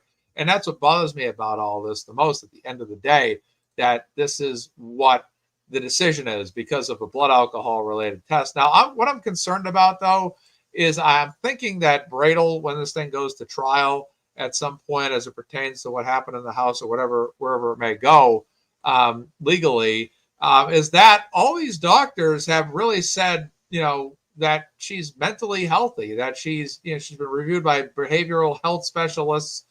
She was cleared of any mental health concerns by her MGH psychiatrist and her consulting psychologist. And they said essentially, like most mothers, she suffered from postpartum depression. And I think that that's really good that they've had the medical examiners or psychiatrists be able to say, well, she had postpartum depression during this particular time frame. She's psychologically overcome the postpartum depression effects, which is very good, because when it comes to arguing this in court, Mark, I'll defer to you after on this. It sounds to me that these are great arguments in her favor that can be used, because all this stuff's essentially documented saying, you see, it's postpartum depression. Yeah, and I think what you said earlier could wrap around that, meaning, again, there doesn't have to be, in a legal sense, a wrongdoer between Fitzsimmons and the cop who shot her. So if the defense is able to portray a horrible situation, an emotional situation where she was distraught and and just picked up a gun, and then the guy shot her, you could be in a situation where it's just an acquittal for any number of reasons, including nullification, which you better believe is part of this. And that may very well be part of what the grand jury did. I don't know. They might have said, I'm not banging a young mother with postpartum, if they even knew, but, a 28, 29-year-old young mother with attempted murder charges because her boyfriend or whatever he is came over to take her kids away, and her life is falling apart in front of her eyes. And the next thing you know, she's got a bullet in her chest. Yeah. So it's going to be, that's going to be another huge hurdle for the prosecution, putting aside the jail issue for, pretrial detention, is getting a jury to be satisfied that we're going to convict her. And the other thing is this, people like you and others have given this case a lot of publicity, and that's not good for the prosecution either, because by the reason this case has publicity is for one reason. It's because she's in the clink. That's the reason. Not that it wouldn't be a noteworthy case and a police officer or whatever, but the reason why you and others are talking about it is because there is an outrage collectively amongst large segments of the public that she's in jail. And more importantly, jurors 6, 9, 12, 18 months down the line are going to know, hey, that lady was in jail for like 9 or 10 months. F this. It's done here. Yep. So this is not helpful to the prosecution if this case is going to go to trial, because all it's doing is giving more attention and sympathy to the defense, whether she's factually guilty or not. Again, I think everybody with half a brain would recognize that jailing her over this ticky-tack issue is unjust. Yeah, I agree 100% on that. Lauren, did you have anything to add? No, this is why we love Mr. Betterow, because, in my past thoughts, I never thought he intentionally tried to kill her. But my thought is he overreacted to a situation, which still could be the case. But with Mr. Bettero's point of maybe no one's wrong in this situation, maybe there's that, which kind of, again, the burden lies with the prosecution. So just even his masterful take on that is a new thing for me to think about, and it makes a lot of sense that way as well. So defense can say that to a jury. We're not attacking this guy. This is a tragic, fast-moving tragedy. It is what it is. But, you know, the reality is this. These things are fast-moving, and if there's a gun getting waved around, whether it's going to someone's head, the floor, or at whatever, it's very easy to criticize a cop, meaning the guy who shot her, for in a split second making a determination. Now he may be lying, he may be wrong, I don't know, but he may very well have just perceived reasonably that, you know, this angry, unstable, emotional woman who knows how to use a gun is pointing a piece at me, and I want to go home to my wife and kid tonight. And you know, he fires. But even if that's the case, they don't necessarily have to attack him. Doesn't make her guilty, doesn't make the cop right or wrong. But, you know, the jury has to look at it as to whether she's guilty beyond a reasonable doubt. They don't have to crap or not crap on the guy who shot her. And, you know, I would assume when you factor in the sympathy and these complex issues, that this case feels like a strong candidate for an acquittal down the line. Again, there may be things we don't know, and I don't want to get way ahead of it because I don't know that about it. But just with a broad stroke to all of this, this doesn't feel like a particularly strong case for conviction, and all the publicity that has attached to it, which has been, by the way, 100% outside of the Twitter law school, of course, 100% favorable towards sympathy for the defense. That's not good for the prosecution going forward. It's just not. Yeah. Not at all. It's absolutely just madness. And we're going to go to final thoughts here as we roll into the 3-hour mark. I'll start with, we'll go with Bia. All right. Thank you. Well, thank you, Mazza, for having me on. It was great to be on with Mr. Better, of course. It was good to see you again, and Lauren. So I just want to say we're also on Calling All Beings. I'm having a ladies roundtable this Tuesday for Kelsey's birthday on the 18th. She's turning 29. So we have a nice panel that we're going to, you know, try to lift her spirits. I know she's going to be watching, and we're just hoping to do something nice for in honor of her birthday. And thank you to everyone who's donated and, you know, help spread the word. And if you can't donate, that's okay. Just helping us get this stream out, get the information out helps tremendously. So thank you so much. Calling All Beings at what time on Tuesday night? 7 p.m. Eastern on Calling All Beings. Perfect. Tuesday. Perfect. Excellent, Thank you. Bia. You're doing great work over there as well, Bia. Thank Great work. you. And we got Lauren, who's joined us again, being awesome here, helping out with the Kelsey fundraising. I appreciate it, Lauren. Just some final thoughts from you. No, I appreciate you for doing this, for asking me to come back. For everyone that donated, thank you very much. This, you know, that money is going to go to great use, and she will need it. So thank you. It was an honor to be on with you, Mr. Betterow. And just also, you know, when you're at lunch tomorrow, bring this case up to somebody that you're working with, because once you know this case, I think it sells itself. Your passion that we saw Mazza have comes through, and they will want to look more into this case. And that's really what we're here for, is to get this out there to more and more people. So thank you for everyone who has showed up and been here in the chat. Awesome. Lauren, thank you so much. And Thank you. Mr. Betterow, attorney, Mr. Betterow. Mr. Betterow. No more Judge Newland. You know, we are locked in to a new judge, but not Judge Clark either. Apparently, triggers a lot of you. Right. You know, I appreciate the invite, so I was glad to stop by. You know, we've done a lot you. of these. So glad to support you, and you're supporting a good cause. I know you've done this several times and raised thousands of dollars, and you've done that for other people, and that's very noble. And, you know, I'm happy to support. Obviously, I don't know much about it, but Tim's case, you know, I support what he's doing, so it helps his client. I think that's a good thing. although I don't know a lot about the actual case, you can support justice and right and wrong without necessarily having an opinion about the ultimate act. And I'm not usually an advocate for raising money and that sort of thing.